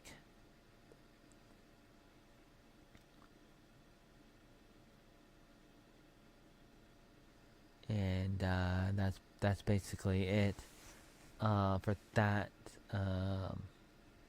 Wow, I've been ranting for an hour after watching Criminal Minds. I watched the last 2 episodes, and I'm all caught up with Criminal Minds season 19, and that was good ending for that season. People said so your teaser trailers were like YouTube poops. Poop. Why do you say poop? What a word. I know somebody who likes that word. Some people like that word, but were they? No, I don't think so. I don't think they were. I think they were. I think they were amazing, and some of them. I don't know if they went viral. Uh, you can find them, uh, like in the best of oatmeal or something. I might have some playlists that have them, but some of them have, I don't know, hundreds or thousands of views. So some of them, I don't know. I don't know. Is 1,000 viral? I'd probably say no, not really. But they got a few. Some of them got a few, and it was interesting. And then Deadwing Dork played some of them in his live stream when he was streaming on Valentine's in 2022. What? What did I say? 2020, 2022. That's so weird. What a weird word. 2022. 4 years ago was another moment where people are like trying to figure out who am I, and so then I started playing into that at that time again. I started trying to play into the drama because I wanted to manipulate it or use it or find a way to eventually turn it into something good. Because I was thinking to myself, okay, this is a bad situation. What am I gonna do about it? There's not a lot I can do about it. Like I can't really do a lot. I could just ignore it, I guess. But I was thinking to myself, well, I wanted to try to turn it into something good. And I was thinking to myself, I know people are always gonna think that I'm crazy. I might as well just act crazy because they think I'm crazy. So I'm gonna play into it, but then hopefully find some people who don't think I'm crazy and then promote them into my team and have a team of people who can see past the crazy. And part of it became a test on and off during the course of my whole entire life. It was a test or an experiment, mostly a test that I wanted to do sometimes. Not all the time, but sometimes I was thinking to myself, I want to test people because I know a lot of them are probably going to fall for it, but some of them are not. And I want to see who's going to fall for it. Who's going to fall for it? And so sometimes I would act out a little bit, act a little crazy, say something I shouldn't have said, do something I shouldn't have done, to see what would happen. And I do that sometimes. I've done that sometimes, and I do that to test people to see who is who. How are you gonna respond if I do this, if I do that, if I say this, if I say that? How are you gonna respond? And I want to know. Sometimes I just want to know. People said, what was your impetus? Impetus, what a word. Like a problem, if that what it means. Problem? Let me look it up. Impetus? Impetus. Driving force? Oh, wait. Hold on. Let me listen. Let me listen to this word. Incentive? Impetus?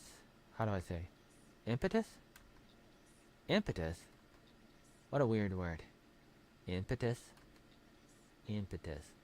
Noun that means a driving force, an impulse, stimulus that makes an activity or process happen, move forward, or become more active.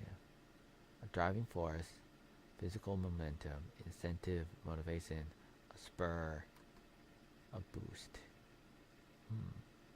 I always wanted to travel the world, so that's the foundation of going to Vietnam. Wanted to travel the world and help people because I've always wanted to help people since I was at least 8. I thought about that kind of stuff, and I thought about a lot of different things, including that. And I wanted to travel the world and I wanted to be Billy Graham. I wanted to be Michael Jackson. I wanted to be Michael Jordan. I especially wanted to be somebody like Billy Graham, or even a Christian musician, maybe Carmen, with the Carmen 316 and other Christian musicians. But I also liked Michael Jackson and Britney Spears and others, and so I wanted to travel the world and help people somehow. And I had different ideas. I had many different ideas, but I was always thinking about that all my life since I was a little boy, and kept on thinking about it. And then I started traveling a little bit. I traveled many times to different states since I was about 3. I went to Seattle when I was 3 from Oregon, and then I went to California when I was 7.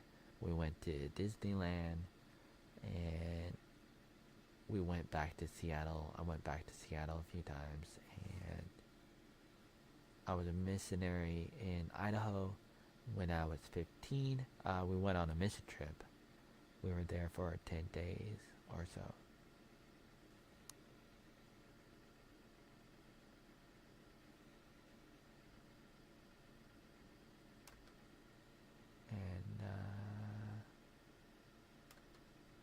And then I went on a mission trip to Quebec, and then Hawaii, and then I went to Vietnam.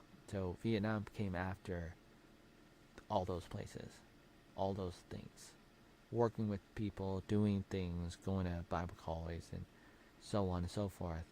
It was the series of events of me wanting to help people and do things and do everything really, and traveling to different places. And as I wanted to, I just wanted to do stuff, and I was already doing stuff, and I wanted to do more. And then some people said, go to Vietnam, and then Joy Senses from the Philippines, she was there already, and she's like, yeah, come over here, and you can work here. You can work with me. And then I thought about it for a year or two, and then I ended up going.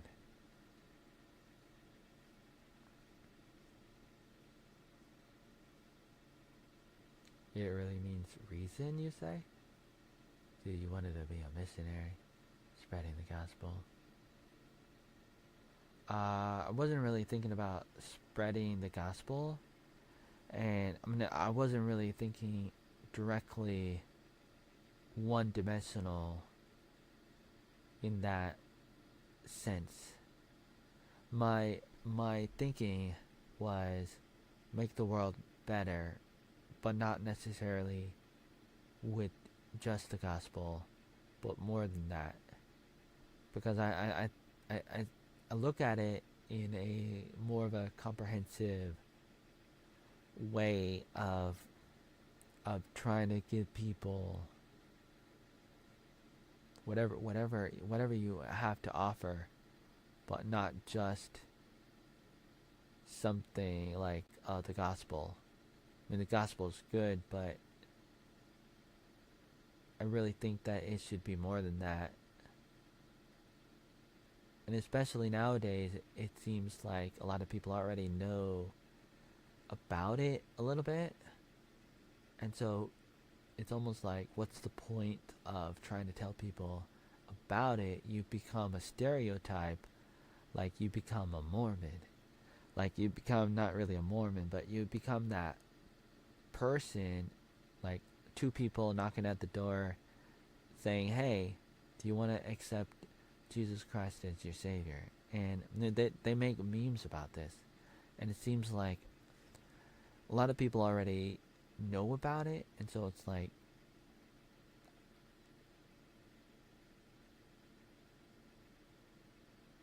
what's the point of doing that, of trying to tell people something that they already know about? And so it should probably be a little bit different. If you want to influence people, you can't just hit them over the head with something because it's probably not going to work. And you should probably find a way to influence culture because that is probably better than just trying to force feed people like you're some kind of Billy Graham. Even though I like Billy Graham, there was a part of me that feared it because it might not work. Something like that might not work.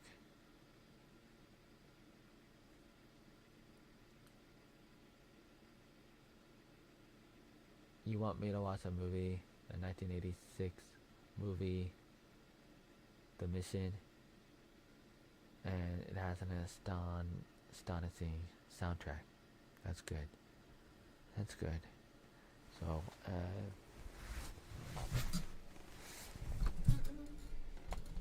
in summary, I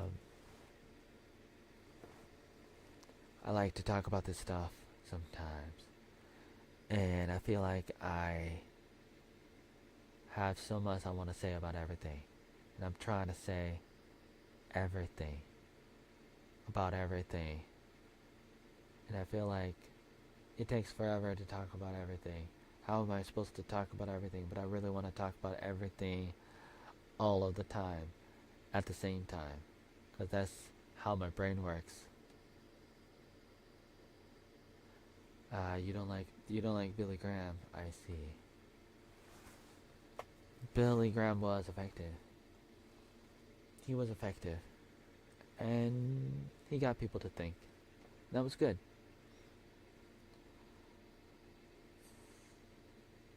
But I didn't really want to be exactly like him. And I didn't really want to be exactly like one particular person. And so what I think about these different things, I didn't want to be uh, an alcoholic like my father. So I didn't want to be a terrible person. And I was always thinking to myself, how do I navigate this with all the different things that I want? No, I didn't really think about it all the time, but I was either thinking about it or I was trying to avoid not becoming my father kind of thing. And that's a stereotype that a lot of people say, like, oh, I don't want to be my father. I don't want to become like my father. Like, a lot of people say that. It's very, very typical for anybody to say. Almost everybody says, oh, I don't want to be like my father. But it's true. And for me especially, even though there's aspects of him that I like, he's really good with people and he's hardworking, and he's funny. He's really good, and so it's not all terrible. So I think I wanna end this stream because I need to sleep. I'm a little bit sick, a little bit under the weather, and I wanted to say a few random words today after watching Criminal Minds. I wanted to say a few random words as usual, and I did. I said a few random words today, which I like to do even if nobody else does. Some people might like it. Your father was in Anarchy 2. Carpe diem it. Oh, I forgot it already. Carpe diem. How am I supposed to remember how to say diem? Diem? Carpe diem. Carpe diem. Okay. So, said a few random words. I'm not satisfied with the words. I feel like I need to say more words about the topics that I wanted to cover, like the outline of my life and talking about the fake news and all that other stuff, and even the origin of the Arnold Attic and everything else. I think about these things sometimes, and I feel like I wanna cut these videos up and make some amazing videos, like I used to with the Arnold Attic teaser trailers. They would take a long time to make, So I could do it. I don't do it all the time. I really don't edit videos anymore. I feel like it's a waste of time, but sometimes I do.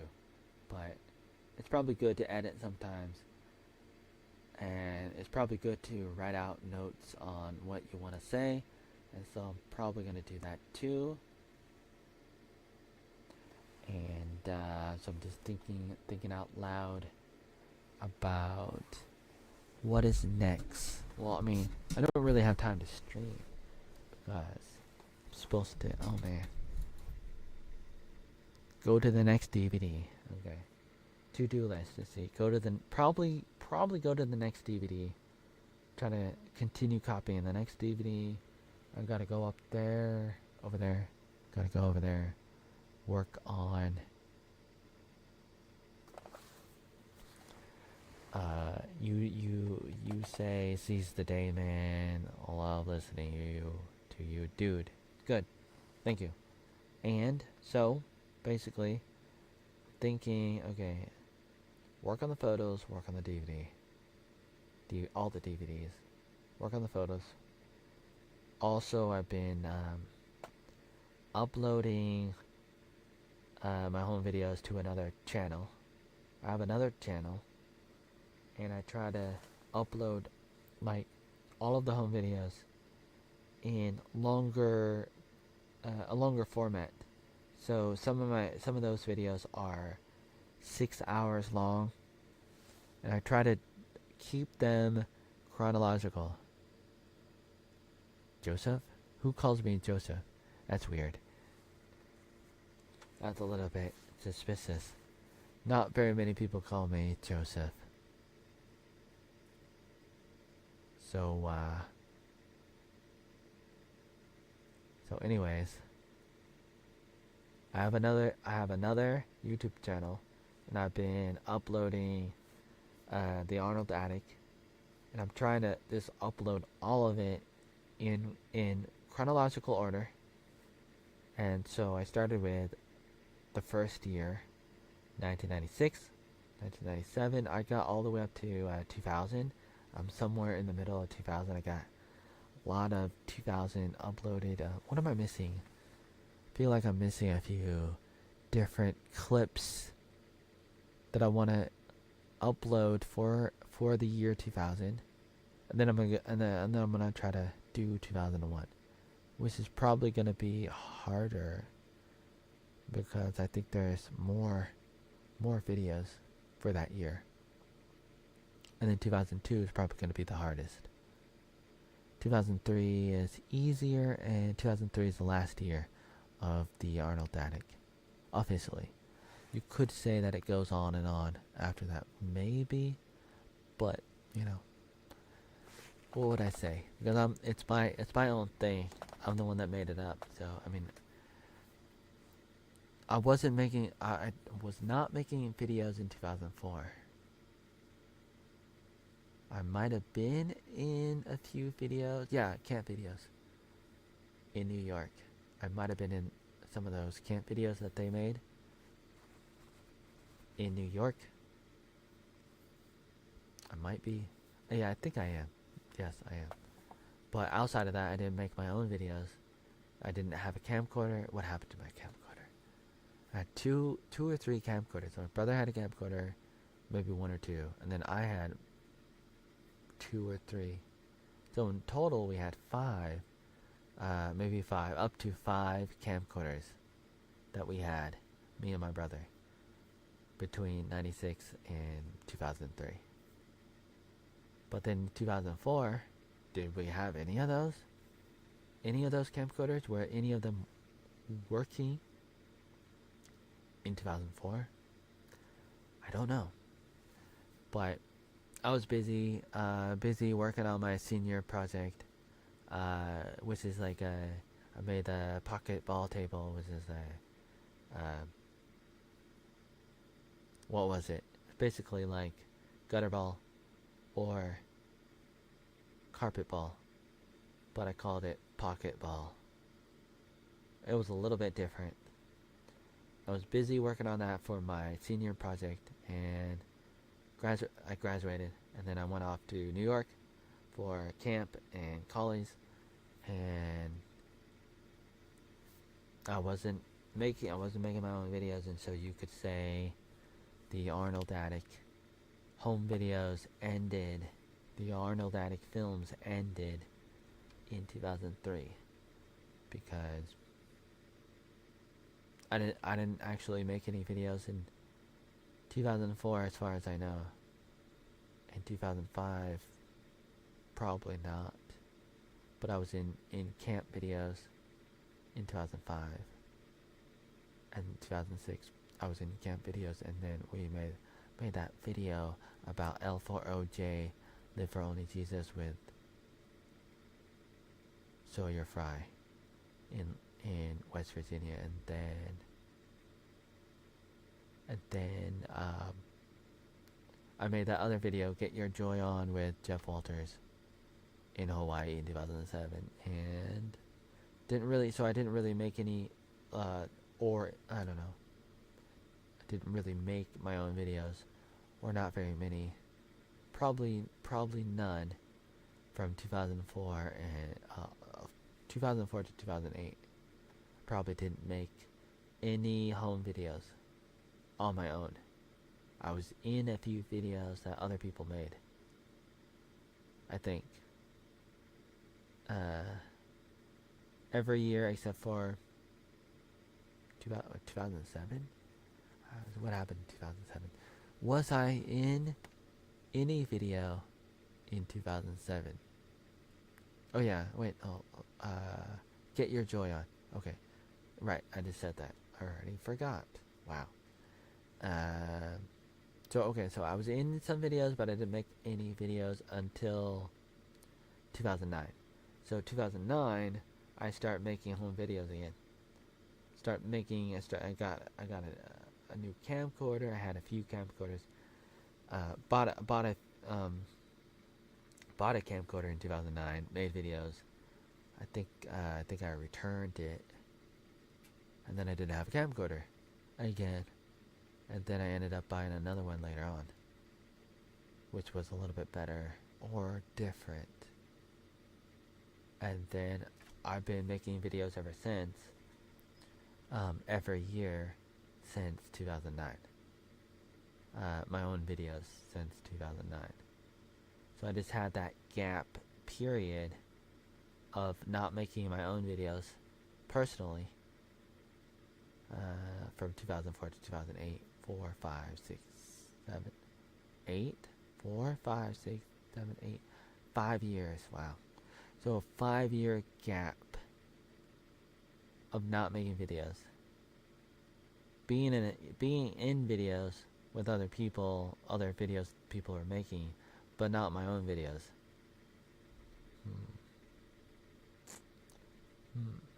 So the Arnold Attic films is capturing the first era before that gap, which was mostly my college years. I didn't really have time.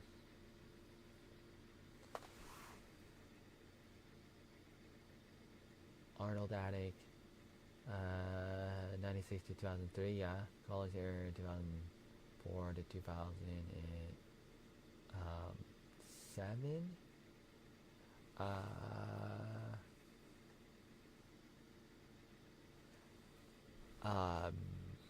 Let me think. Yeah, basically, and then Hawaii, 2007, 2008. Portland after that. And then back to Forest Grove after that, and then Vietnam after that. So Vietnam, yeah, 2012 to 2017 in the current era. What would you call the current era?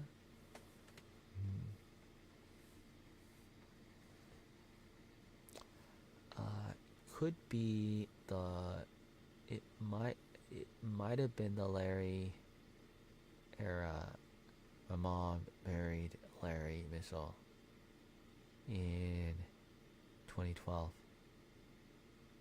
I moved in with them in 2018. I've been helping them, and we did a lot of things during that time. First thing was I was so we did a dump run, and I was helping him with his music store, with just around at the music store, but also the website, and we built a book shed, and we built other things too, a bunch of projects around the house, and sometimes other places too, because he was doing real estate. And so I was just helping him and helping my mom and helping myself with my the home videos, the scanning photos, working on my autobiography. So I was always busy going through uh, many boxes of stuff all over the place. And I mean, one of the first things we did that first year in 2018, I'm helping Larry, and we go to one of my mom's storage units, which he had a few over the years. They're really big, and we um, we hauled it all into the book shed that we built, and I've been going through all that stuff and sorting through all that stuff, and we've been processing through a lot of stuff, and my mom has a wide variety of stuff, and so I've been working on that on top of everything else,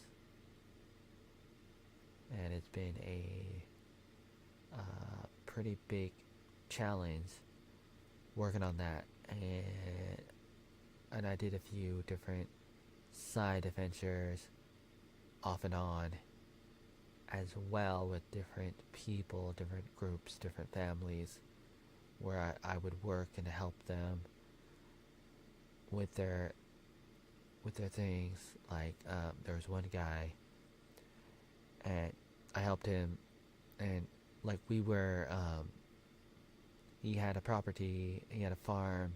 We're cutting down his trees because he had a forest of trees, and we had the biggest fire. Like we had a whole bunch of fires to burn up all the wood, all the tree logs, and he had tractors or excavators. How do I say? Like a tractor, various things, and so we're working on that. And I was working with another family too, and they had a bunch of things that was challenging. I was building a chicken house and a basketball hoop, and they had a pretty big farm too, and I was driving the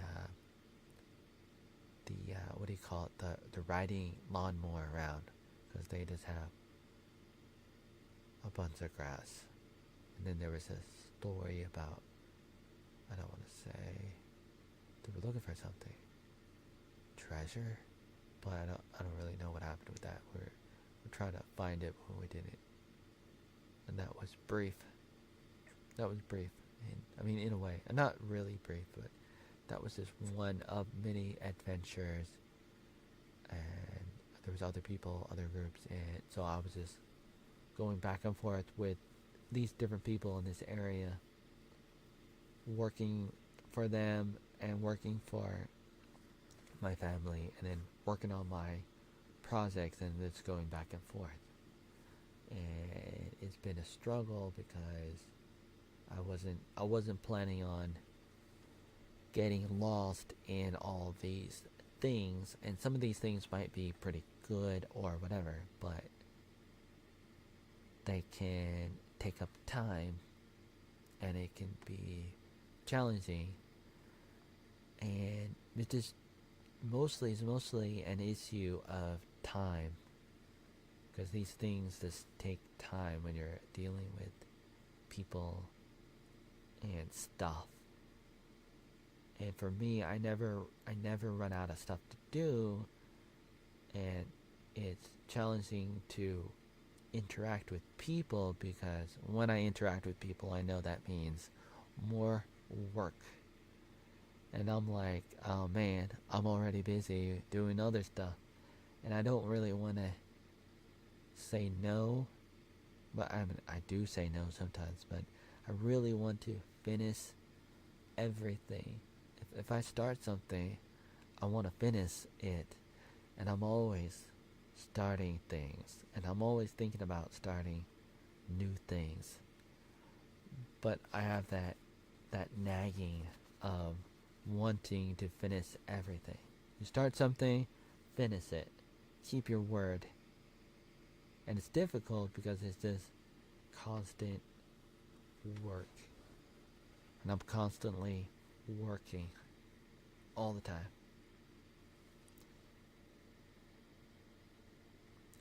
An archiving era, perhaps it might be something like that. It might be. We'll see. We'll see. I always have more to say about all of that. This is just an outline, and a lot of it is documented in articles and stuff, so there's a lot of details where anybody could find out about so many different things about me. And yet, some people don't care and they just want to focus on the fake news. Even though the context is out there, like there's so much context and there's so much that people could look at, thousands of hours of content of my life and everything, and yet people they don't want to do it. Instead, they just want to believe whatever they want to believe, and they don't want to look into the backstory or my side of the story or anything. And so I'm always thinking to myself, what do I do about that? But I can't really do anything. But I mean, I can do a little bit, but you can't really stop people from doing whatever they want to do.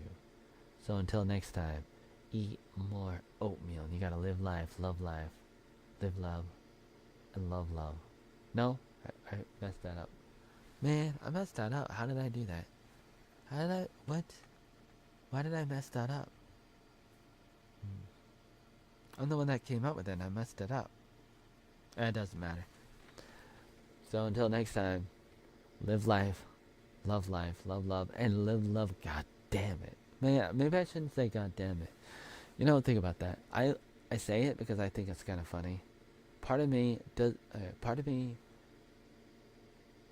love you back, and is it funny to say god damn it? I don't know. I mean, a little bit funny. So until next time, live life, love, live love. Or else you're gonna look like a turtle without a chin and without a jaw. Like me. Wait a minute.